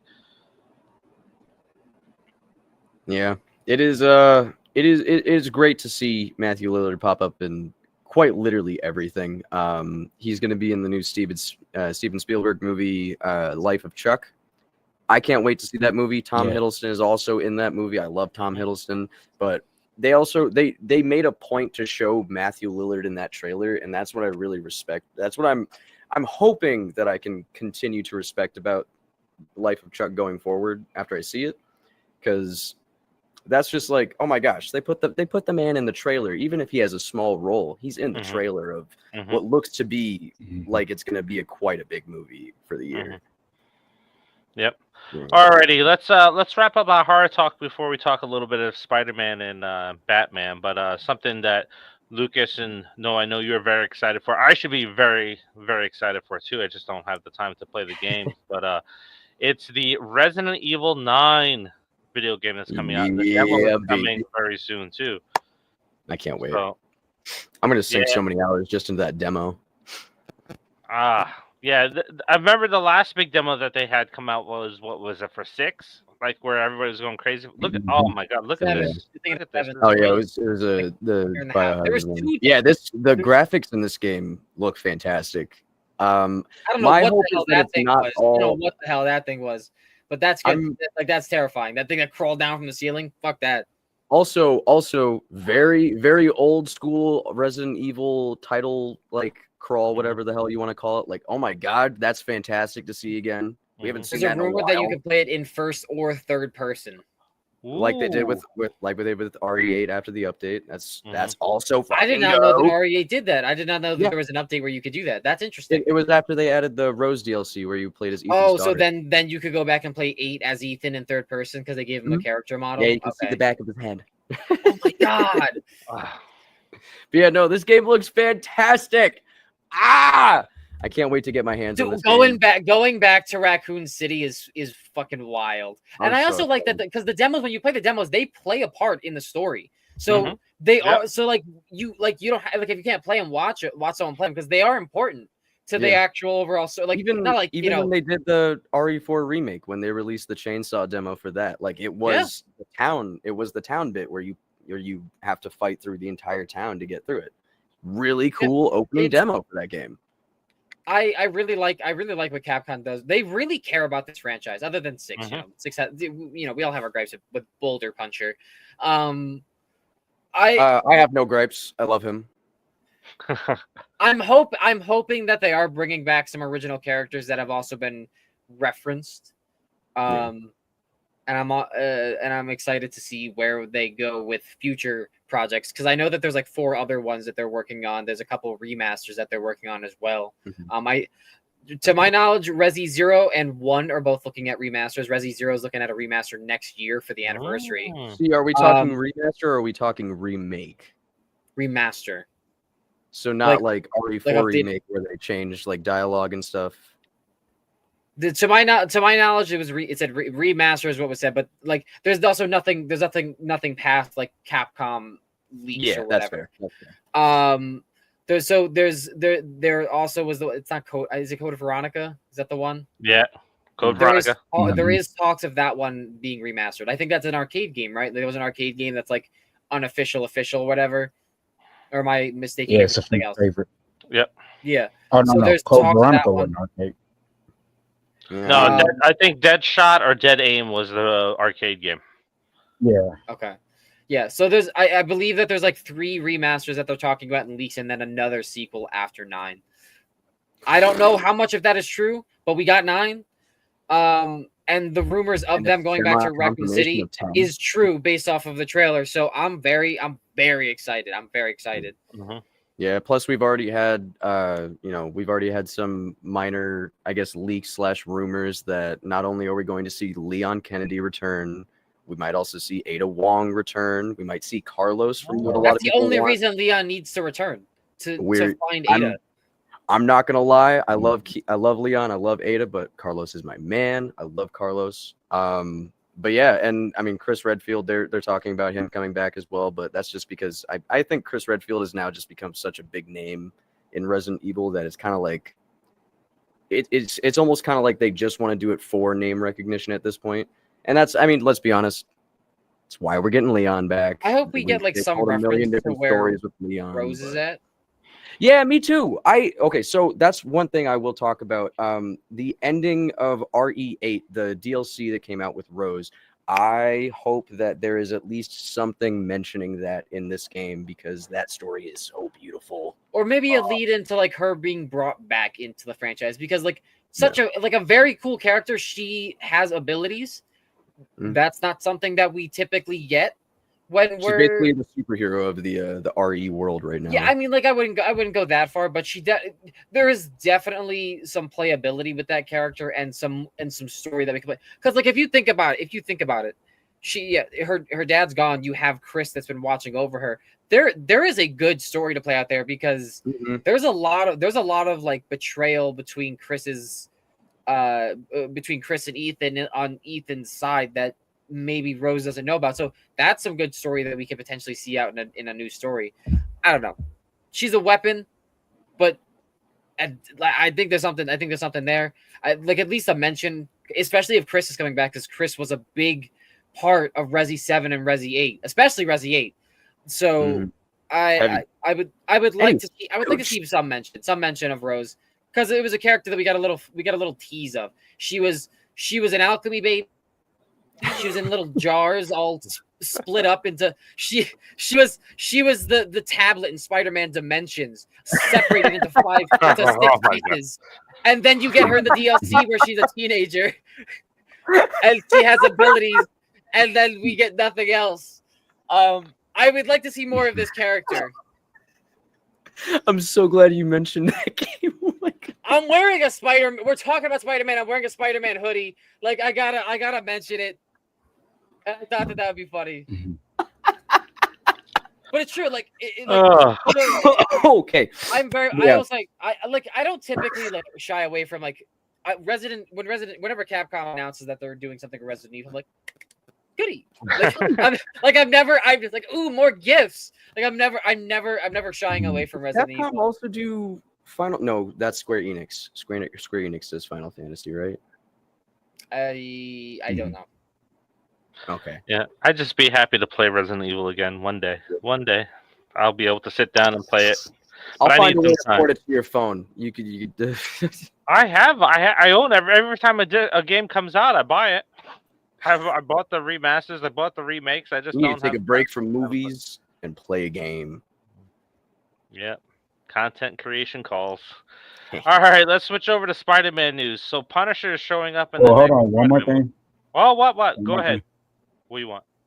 While we were the final thing on Ari, movie wise or series wise that they're working on, Anthony Starr, Homelander himself, says he wants to be what's yes! Oh my God! Yes! Holy fucking shit! Wow. There's like a when I fan heard about photo that on was Reddit, made. I actually screamed. Like Did you see the I heard fan that he photo that wants to somebody do made of that now. him? Let me see if I can find it and send it in Messenger real quick so we can get that here. Yeah, I was sitting on Reddit for like 3 hours, and I was scrolling down my homepage, and I see somebody post like, I guess wasn't it from like an interview or something that he was on? Yeah, And like a recent interview. Someone just posted like the typed out interview, and I read it. I was like, whoa, what? He'd be down to what? He said, "What?" Yeah, that would be. Yeah. Is this it here, right here? Right there on the right-hand side. That is not the one that I saw, but it works. It does work. It does work. He looks so good at him too. Oh, Yeah, that'll work. that would be badass. He looks like it, and he's a damn good actor too. Yeah. I think that's a home run there. So hopefully they actually pull that off and do Now that. let's Well, just they didn't give us fuck it Miz. up. They didn't give us Miz in Mortal Kombat, and now he's not even in WWE barely anymore. So I don't know what we're doing anymore. Yeah. Oh wait, before we leave video game news, Lucas, did you play Doom yet? Oh, Doom the Dark Ages? Yeah. I have beaten Doom the Dark Ages. I have 100%ed that game. I spent far too much time on that game. It's okay. I enjoyed it. It's not You nearly as good as 100% the Eternal. game, and you say it's okay. I think that's It's not nearly as good as the last two. The peak was Doom in Eternal is 2016 something else. when the first reboot came out. The second peak was when Doom Eternal came out, and that game was badass. And now Doom the Dark Ages is out, and I'm like, okay. It was fine. There was a lot of weird shit. It's a prequel, so I understood that it was going to be weird. It was going to be a weird feeling anyways. But For instance, Cthulhu cannot die. So that's one thing. Doom, the Doom Marine, the Doom Slayer in the Doom universe, we'll say in the Doom universe, has canonically killed Cthulhu, the old one. And also, he was already dead in that universe. They had to resurrect. Oh no! So he killed Cthulhu, and then they resurrected him so that you could have a second boss fight against a cyberized Cthulhu, and you still a mecha kill Cthulhu? that Cthulhu. Yeah. So there's a lot of old ones in this universe. A lot of them are like minor old ones or whatever they're called. But the one that we have the big boss fight in with the game is in the Doom universe canonically Cthulhu. I think it's the same thing as like God of War. Is like it doesn't. It doesn't connect to anything else. This is just Doom. This is Doom's rendition of Cthulhu and the old one and like all that nonsense. But Everything that you have said has not sold me on this video game. Let's switch over to comic. I know. Trust me, I know. You're killing demons. It's the same thing It as every was- other game. Like I said, final thought. It was fine.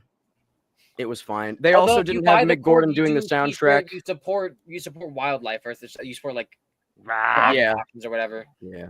All right, let's talk some Spider-Man news because we'll talk about James Gunn, my favorite topic when it comes to DC. But we have Punisher joining Spider-Man 4.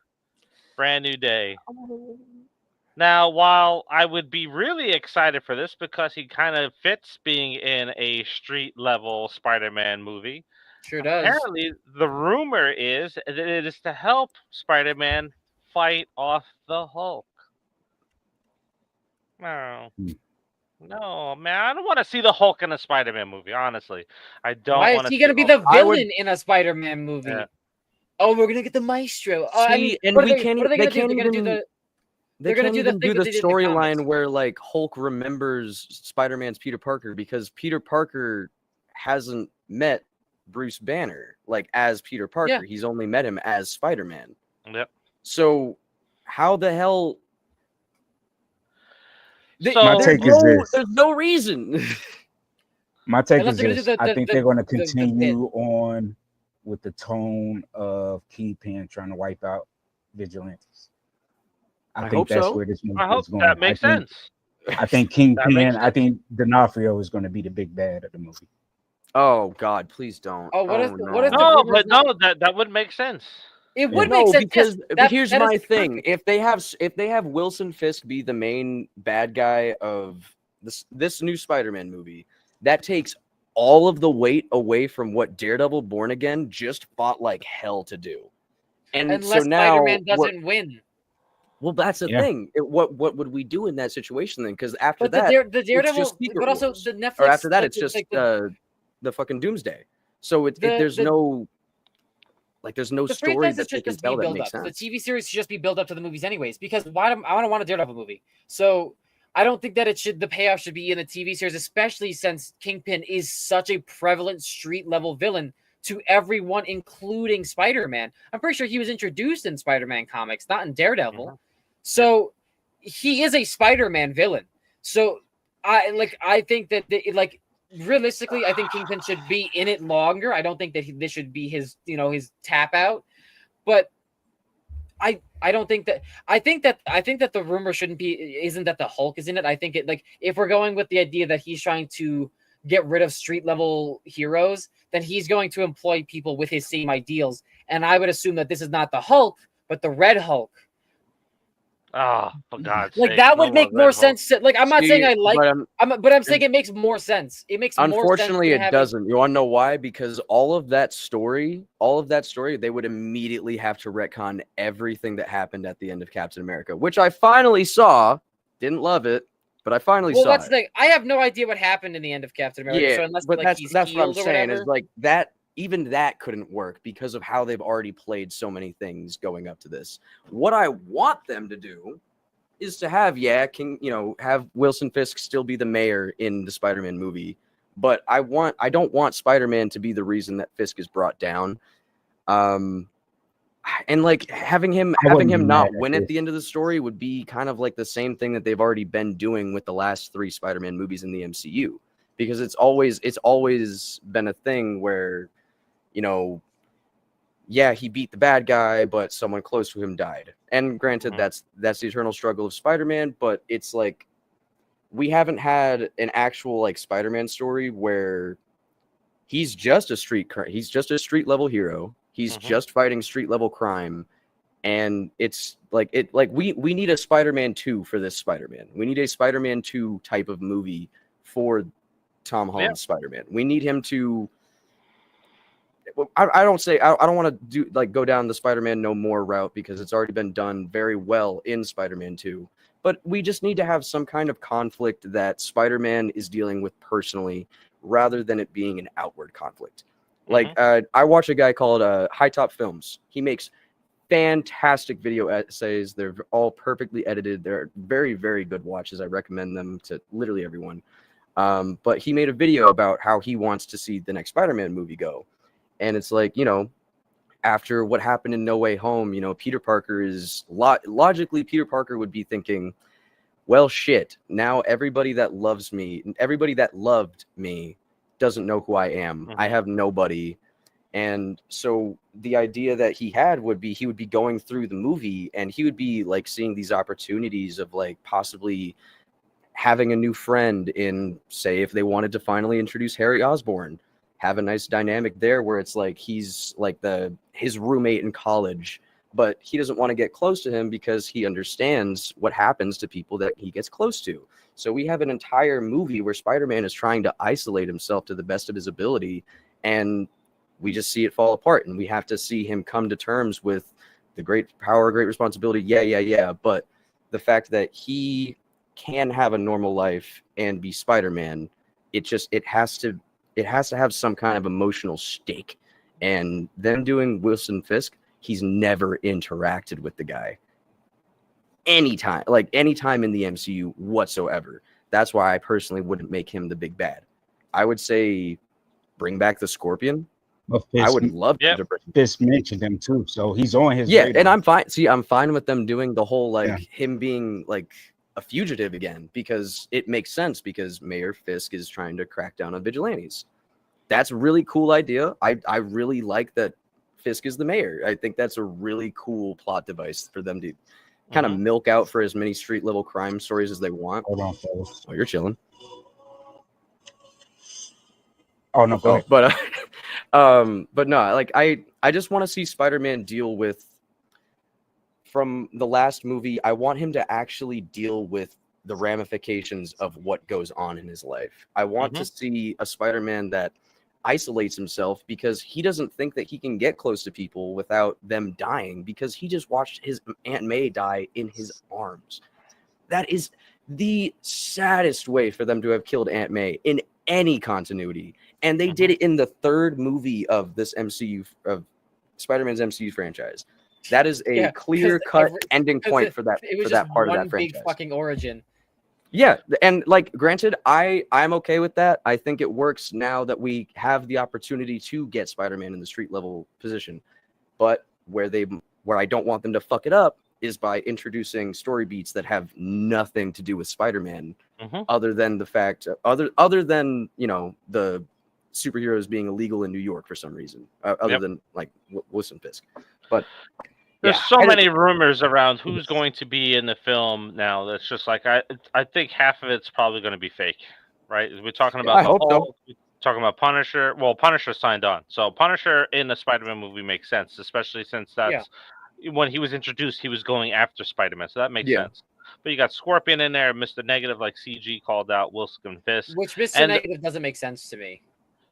It doesn't for me either. But even with the talk of Hulk being in there, there's like saying, "Oh well, Bruce Banner forgot who Peter Parker was, but the Hulk remembered. It didn't mess with him." So it's like, come on. They still can't even do that. They've never met.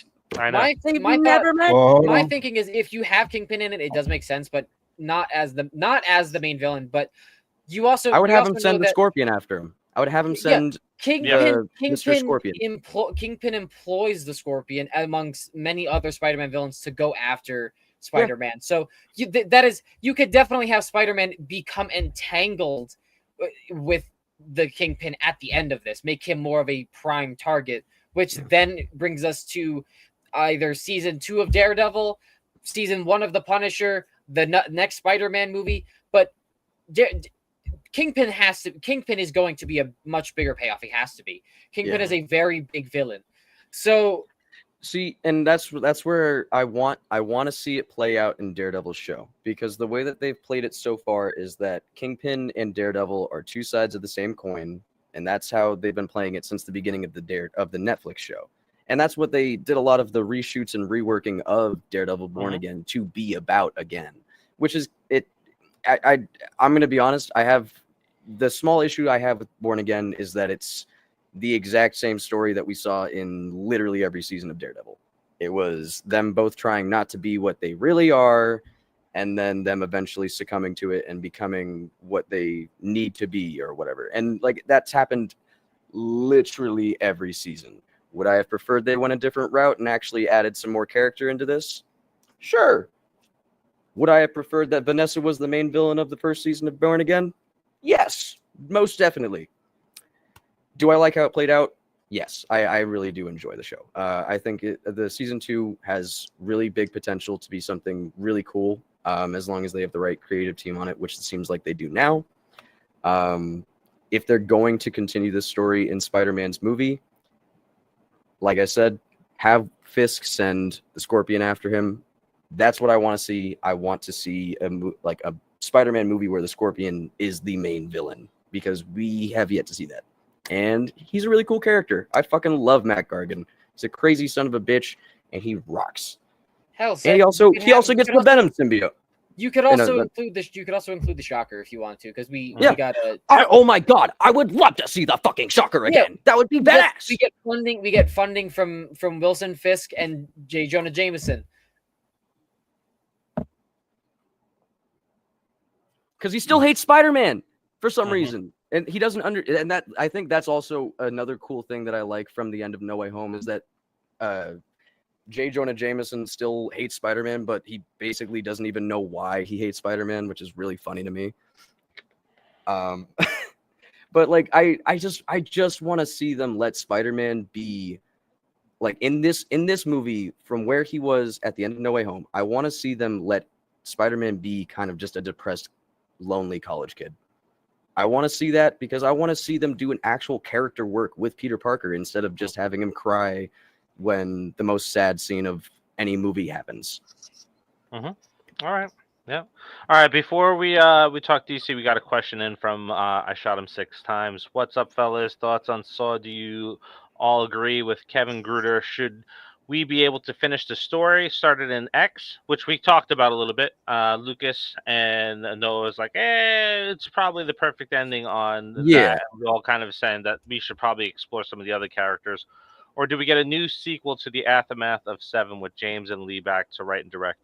What we were talking about a little bit earlier is that we want to see maybe Nelson and Dr. Gordon's characters explored a little bit further.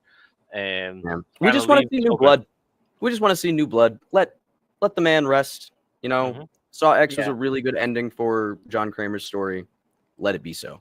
Well, it's not really an ending to a story since it takes place. I mean, it's like a prequel, but it's like John Kramer found closure in this movie in a way that we haven't really seen him find closure before. And I don't understand how a man who goes on a rampage testing people is a way of finding closure. Because he was just for everything. See, Saw X was the only one that I would actually say that I actually fully agree with. I'm not gonna listen. I haven't seen it, so I'm not gonna disagree with it.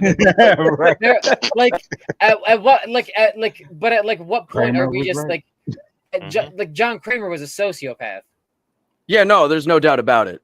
But those people, people that you can say that he was just for doing the things that he was doing, but the point still stands. He was doing it because he was a sociopath, not because you could say that he thought that his intentions were just, but it makes for good fiction. He was crazy. He was fucking crazy. It makes for great fiction. Before we switch over to DC, I'll say this: I agree with John Kramer, and I also agree with Thanos. So anyway, we're talking about James Gunn. No, you can't even say that, because he had infinite power on his hand. He could just double the resources in the universe, but instead he decides to kill half of all life. It makes no sense. Yeah, that one I can't double the resources. Literally just double the resources of all like that's, and that's also not even the problem. The problem is resource distribution. It's not the amount of resources on the planet. It is distribution and greed. Exactly. So if he doubled the resources, it still wouldn't work, because the rich would still take advantage. Wiping half of them out makes them half of our life being wiped out. Oh my God! Them being wiped out is just a way for new people to take advantage of the situation. That's how it's always gonna work. Thanos was right. Oh anyway, so he wasn't. James Gunn is in a conundrum. Like, we all knew this was coming. Apparently, he just figured it out that he has a Batman problem on his hands. Oh, did he?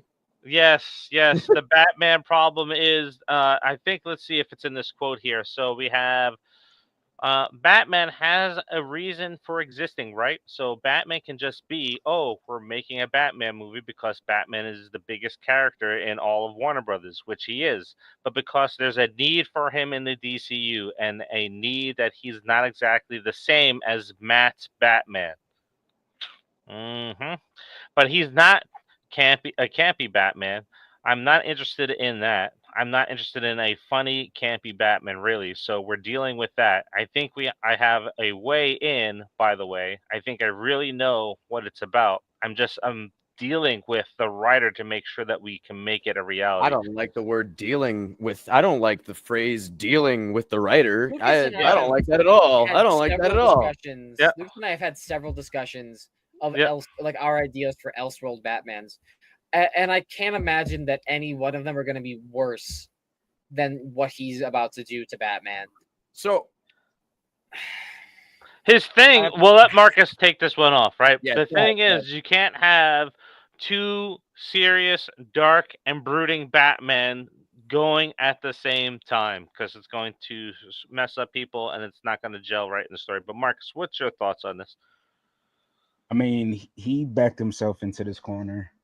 He screwed up, especially with openly saying before the projects actually officially came out to the world, you're telling the world like, hey, we're connecting everything together.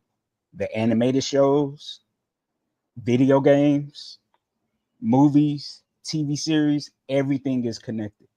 So you're introducing Batman in the very last episode of Creature Commandos, and now you don't know what to do with them. And then they announced that they were going to do Batman Brave and the Bold. So I was like, oh, you really like screwing up now. Like I don't know, man. I don't know what he's going to do with this. So in my eyes, it's not even the fact that we already have a Batman movie going on. It's the fact that we have that Batman movie going on, and it's great. We love the Batman. The Batman is a phenomenal movie. Mm-hmm. But now we also have Brave and the Bold, which is Batman and Damian Wayne, his biological son. You know, the story that happened years and years and years and years into Batman's story, long after we've had Dick, Jason, and Tim. And we're just gonna blow past all of that and go straight to Damian Wayne and have a father-son bonding movie. I'm going to end something, and it's not going to be suitable for television. Like I can feel like, you know, like in like cartoons from like older cartoons, like you like they have like show like 2D drawings of a person and you see like steam and it's anger rising up. Yep. And then it's like it reaches. That's where I'm at right now. It's like, first off, we're disrespecting all prior Robins. If we're gonna reintroduce Robin into a live action film, are we really gonna start with Damian? We're gonna start with Damian. How are we not gonna start with Dick fucking Grayson? How are we not gonna start with the Robin, boy wonder? And honestly, he shouldn't even be in the beginning of the film. I would say that's an ending. That's an ender right there. Because why are you gonna start new Batman with a Robin? I don't know. That's like them going instead of doing the first few Batman movies with Michael Keaton and then the one with Luscious Lips Man. Yeah. And then they did fucking Batman and Robin. And like, what the fuck happened there? Like, imagine if they just did Batman and Robin and then they released all of those great movies. What the fuck? I'm also like really confused too, because like, so there's this comment, and then there's also the idea that Green Lantern's been around for a while. So like this already doesn't make a whole lot of sense to me. You have to see Superman. You have to see Superman to see how it works. I don't have to do anything. Let's be very clear about that. So I will say I'm still excited to see Superman. That is one of those things. The most recent trailers of that movie have invigorated me to at least be excited to see it. My expectations are low, but I'm excited to see it. Well, at least the Robin movie or television series seems to be scrapped, where they're going to have Dick Grayson and I think Burt Ward or Damian Wayne working. No, they were living gonna in have Dick Grayson and Jason Todd, and Yeah. that. It sounded cool. It sounded really fucking cool. No, not at all. No. I thought it did. I see. Nah. That's my thing. Is that like, that's where I wouldn't. This is where the disconnect is starting to happen for me, because they're jump starting this DCU, but they're also skipping all of this necessary history that needs to happen for these stories to work. Like Batman and Talia al Ghul have, doing the do. That happens, and then it's quite literally in the comic. It is like almost 8 years, and then Bruce finally meets Damian. Like it wasn't a thing of like, oh, he was just there one day.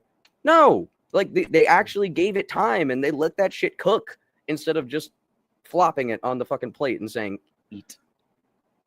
Both companies had everything handed to them, essentially coming into the middle of the pandemic, right? You had Endgame, and then you had your Spider-Man No Way Home film, and you had your Fox properties all back under the MCU roof, and it was like, dude, what everybody wants from Sony is multiple Spider-Man movies. We all want to see Tobey, we want to see Andrew Garfield, and we'll take Tom Holland. We'll take 3 Spider-Man films. And we'll We're take good Tom with Holland. that. Yeah, because they're all different characters, and they all stand alone as different Exactly. characters. Exactly. Now on DC, they had the same thing. They had the Batman come out, billion-dollar movie during the pandemic, and then you had the Joker.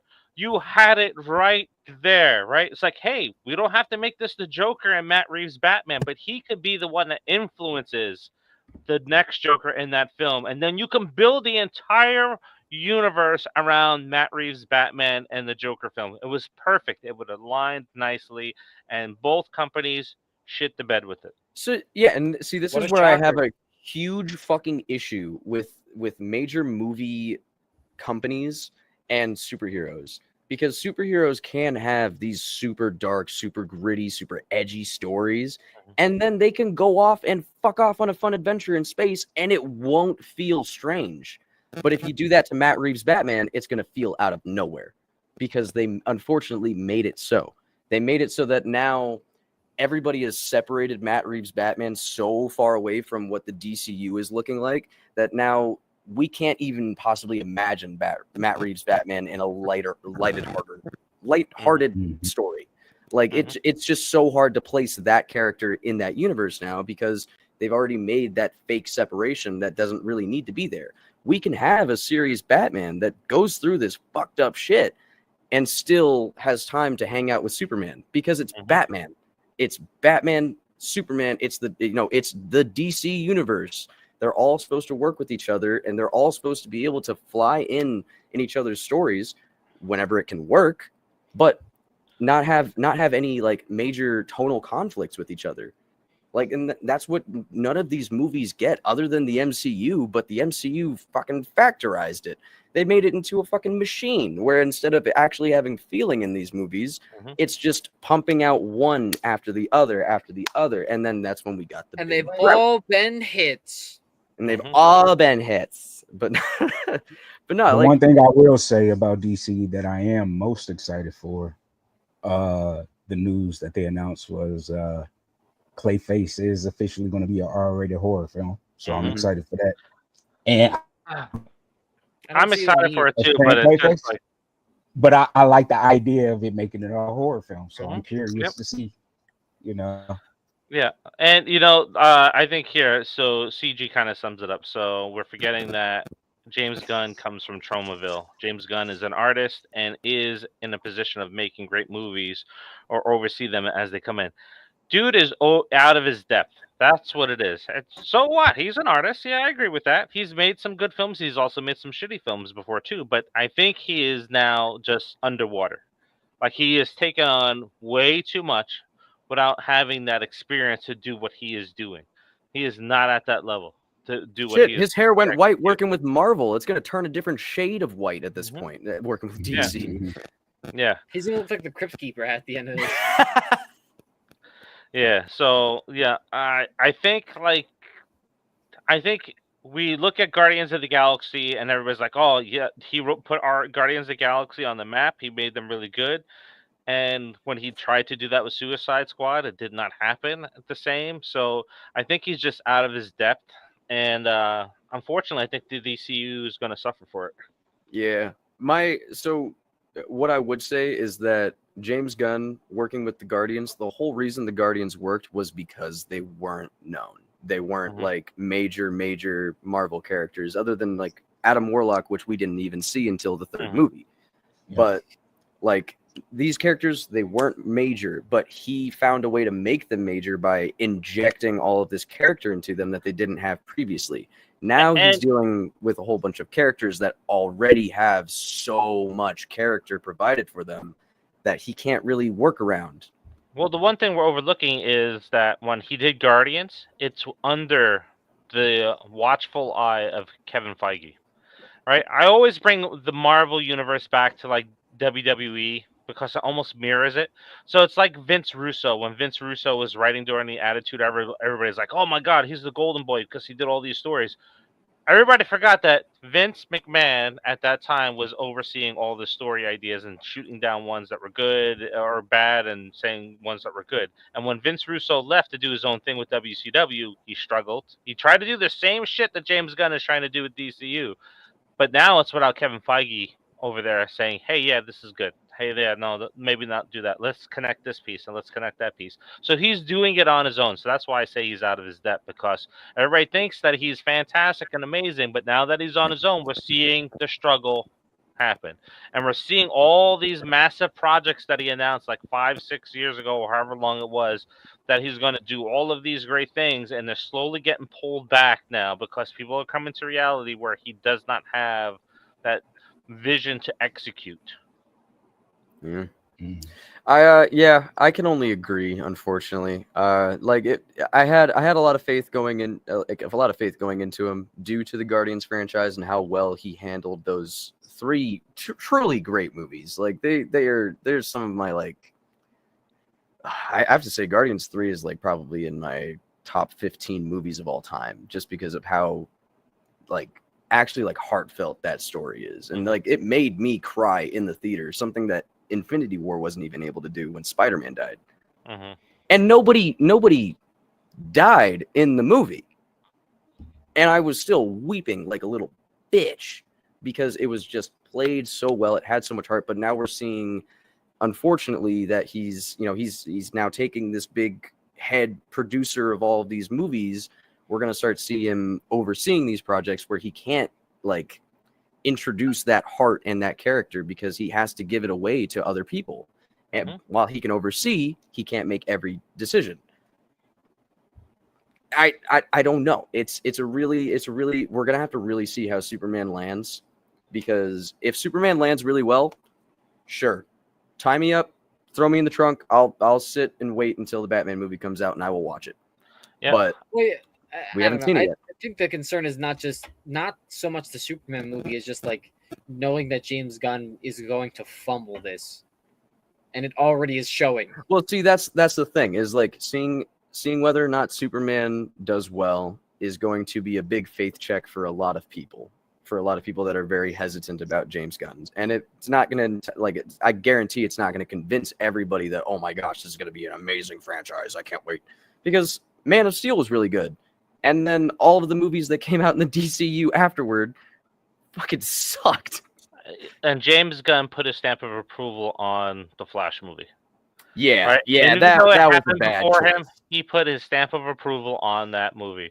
Yeah. Honestly, if he had the influence in the poll, he should have said, "Look, let's scrap that one for the write-off, and let's drop Batgirl." Because Batgirl had the older Bruce Wayne, and that sets up everything else for Batman Beyond. So Batgirl would have been a surprising entry into the DCU if they had done it. It would have been something that we could have seen, a very small, grounded story that would have given us just a taste of what's going to be coming afterward. And then say that like Superman's the one that comes out after. That's where we get the start. Computer-generated Nicolas Cage and Christopher Reeves. Oh, you didn't? I loved how they looked like PS2 characters. I love that they look like clay models. CG has got hope. CG has got hope, and he likes Flash. Yeah. So, but So the Flash had very few good moments, very few, but when they were good, I will admit they were good.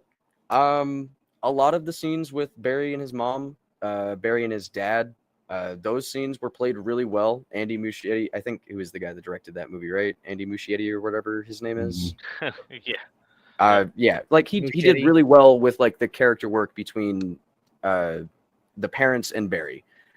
Where it started to really fucking slip was when you started seeing all of the horrible CGI placed literally everywhere in the movie, and you could not escape it. Every shot that you were looking at was a poorly rendered, badly animated, horribly choreographed fight scene or like action scene, and it was just not good. Like it was sure also. Ugh. Isn't it like if you take Batman and Supergirl out of the film, nothing changes? If you take Batman, Wonder Woman, Supergirl, and the other Flash out of this movie, nothing really changes. That's crazy, considering the other Flash is the antagonist. The other Flash is a fucking huge part of the movie, and I can't even say that he's really all that important because all he does is say a few jokes, run off, and then turn into the bad guy. Oh yeah, and then George Clooney shows up. And the worst. Everyone can fucking agree that is the worst fucking Batman, and he shows up. Yes. Granted, do I think George Clooney could play a cool old Batman? I do. In the wheelchair, like had a for good fuck's sake. No. And why didn't they make Reverse Flash the main villain? Because I heard there was like they didn't want whatever was going on in fuckheads that were writing this movie's mind. They thought that the Reverse Flash would be better saved for a different movie, where it's the same exact story. They should have just gone down the route of the comic Flashpoint. They should have just had the balls to do comic Flashpoint. For the love of God, let your characters go through some fucking trouble sometimes. Like, Jesus. Not everything has to be brand new. You can take from these beautiful stories and adapt for younger audiences. There's a Flashpoint Paradox movie, and it's probably the best DC thing out there today. I'm not saying I disagree with you. I'm saying I don't. What do you want from me? The movie was terrible. I hate it. It was so stupid. All I'm gonna say is the source material is there. The source material is there. Just start reading it. Yep. Read it. You can watch the animated movie. Like, there are a million different better DC projects that you could be watching on HBO Max than whatever the fuck is coming out in theaters. Well, no, I am excited for Superman. I don't know why I'm excited for Superman, but I am excited for Superman. I am looking forward to seeing it.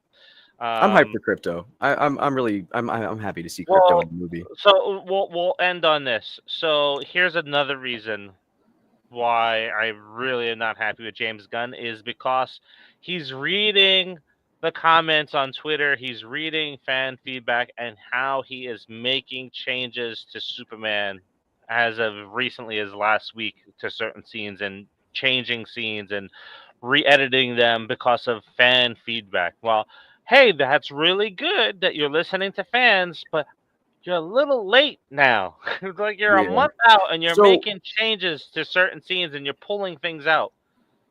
So is that something that like he's actually said, like he's making edits in the movie, or is it just like from the trailer that came out recently?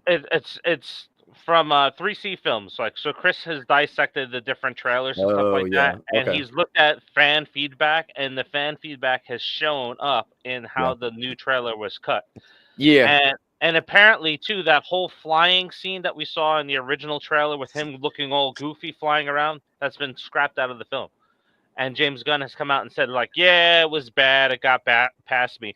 Dude, you're in charge. You're in charge, and you say it got past you? See, this is why he's out of his depth. Just a dude.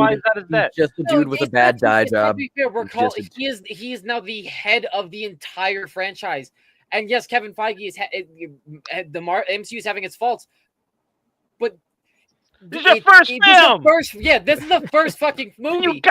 You say it got past you? This is the first movie, and you are being you are allowing yourself the internet, and you are letting very easily shitty, noticeable things get past you on the cutting board. Like, that's a problem. That is a problem. Like, I want to see Superman, but my issue now lies with the fact that Supergirl is probably coming out before we even see Batman, and we don't know he is afraid to touch Batman, which is scary because there's so many good stories. Like, even if you just go shot for shot, if you don't know how to make your own characterization of a Batman character and you just follow a fucking comic book story, it's really easy to make a good Batman story. So if you're scared of making a Batman movie and you're gonna decide to go with one where it's way down the line in Batman's life, like, so that means that Dick, Jason, and these other characters either don't exist or are gonna be very lightly mentioned, and that's disgusting. It's a disservice to these. It's a disservice to the entire Bat family. It's called the Bat family, not because it's just Damian and Bruce. Like, I don't know. I'm scared for the DC universe again because they just seem like they don't know what they're doing. He doesn't know what he's doing. Like, whether Superman's a success or not, I don't think that means that I don't think he's gonna do better. This is okay. This will be the last thing I say about Sir James Gunn. I think what he unfortunately he definitely bit off more than he chewed, but I think he did it because he saw, what he did with Guardians, and I think that especially with what we just saw with Creature Commandos being as good as it is, because Creature Commandos is good. It is really, really good, and I recommend you guys watch it whenever you get a chance. But like, I think what he really wanted to do is what he wanted to focus on these smaller characters, and he wanted to focus on these B and C tier characters instead of really thinking out plot lines for the big characters. Yeah. And that's, you can't have a DCU built just on the B and C tier characters. Like, you can't. Like, most of these characters people aren't going to like. I'm sorry. Sergeant Rock? I don't give two shits about Sergeant Rock or whatever the hell he is. Screw that character. Like, exactly. A fucking G.I. Joe type of character that was supposed to get a movie. Like, no. What the hell are you doing? No. All because he's tied to G.I. Robot. Yeah. Oh, really? No. Oh, I mean, his stories are good, but not not worth getting a movie. If he really wants to do stuff that branches off of Creature Commandos, just do it in another animated format. Like, it doesn't need to be a feature-length film. What happens if he gets a cat? Are we going to see a cat superhero in the movie? Like, he got a dog and we got Crypto in a fucking movie. What happens if he gets a cat? He gets a hamster. He gets a parrot. We're going to see them in movies too? Come on now. What the hell's going on with this guy? I want to see the bat cow. Well, I got my daughter a pet hermit crab, so now we got a giant hermit crab in the movie. It's gonna be pretty cool. You guys just gotta understand the vision. Nah. So James Gunn, he has his comfort in C characters that he can inject character into. He does not. He obviously is having trouble with finding a rhythm for these bigger characters that already have so much built up. The giant fucking starfish in Suicide Squad. Yeah, he probably went to the beach and saw a starfish for the first time. He's like, I gotta put that in the fucking movie. Okay, that's not a problem with that movie. That's Starro the fucking Destroyer, man. Come on. Come on. God. He was the first whole villain about a starfish. He was the first villain for the Justice League in the Golden Era. Superman also towed us. Cool. He also towed us a solar system with a tow chain. I don't want to hear it. It wasn't meant to be anything of substance. Yeah, but it ended up being that. Yeah, and that's why it failed. Not a movie of substance. Like, my God, Polka Dot Man is like, that's your mom! And then he sees a giant version of his mom, so he tries to shoot polka dots at it. Come on. I vividly remember laughing my ass off at that. Yeah, because it's stupid. That hilarious. That movie is nothing more than a joke. The movie was a joke. I don't know. I guess movie was another I'm nail in the in the minority coffin of liking the for Suicide Squad movie. DCEU. I'm in a very small minority, I guess, because I really enjoyed that movie. I Yeah, thought it well, was you also better think that than the James Gunn 2016 is one. the holy savior of the DC No, franchise. And no, I don't. We just had a long ass conversation talking I don't know, about you're it. talking him up you're talking him up a lot, especially with Guardians, dude. He's got Like, his back. He's I'm got his talking back. about He has Guardians faith. because Guardians is good. Guardians wasn't solely He's got him though. It was a lot of him. Let's be real. Alrighty, I say we'll call it there. We're gonna revisit the James Gunn comments once we get Whoa. yeah. It's James We'll Gunn. revisit- James Gunn. Yeah, we'll review Not- James Gunn James after Gunn. Superman, unless he makes any more stupid comments in the next couple of weeks before Superman comes out. But you guys got anything you want to say before we wrap up? Are Marcus, you you got guys? anything? Oh shit. What? Oh no. I'm just trying to get Leia out the way. Go ahead. No, I was just gonna ask you, like, hey, so are you guys excited to see any of this weird shit that's going on with Spider-Man? Are you guys excited to see Superman? Are you guys excited for any of the movies that we talked about? Please tell us in the comments down below. We would love to hear about it and talk about them with you. It's so great to be able to have these conversations with you guys, and so Yeah. let us know. I think we'll take it on Lukas is taking us out. So we'll talk to you all soon. Have a great week. Unfortunately, it's the Mondays, and we'll talk to you very soon. Awesome. I'm so not excited to see Punisher and Spider-Man. I'm not. James Gunn. You have a lot of weird opinions about things that happen in the world, so I'm not surprised.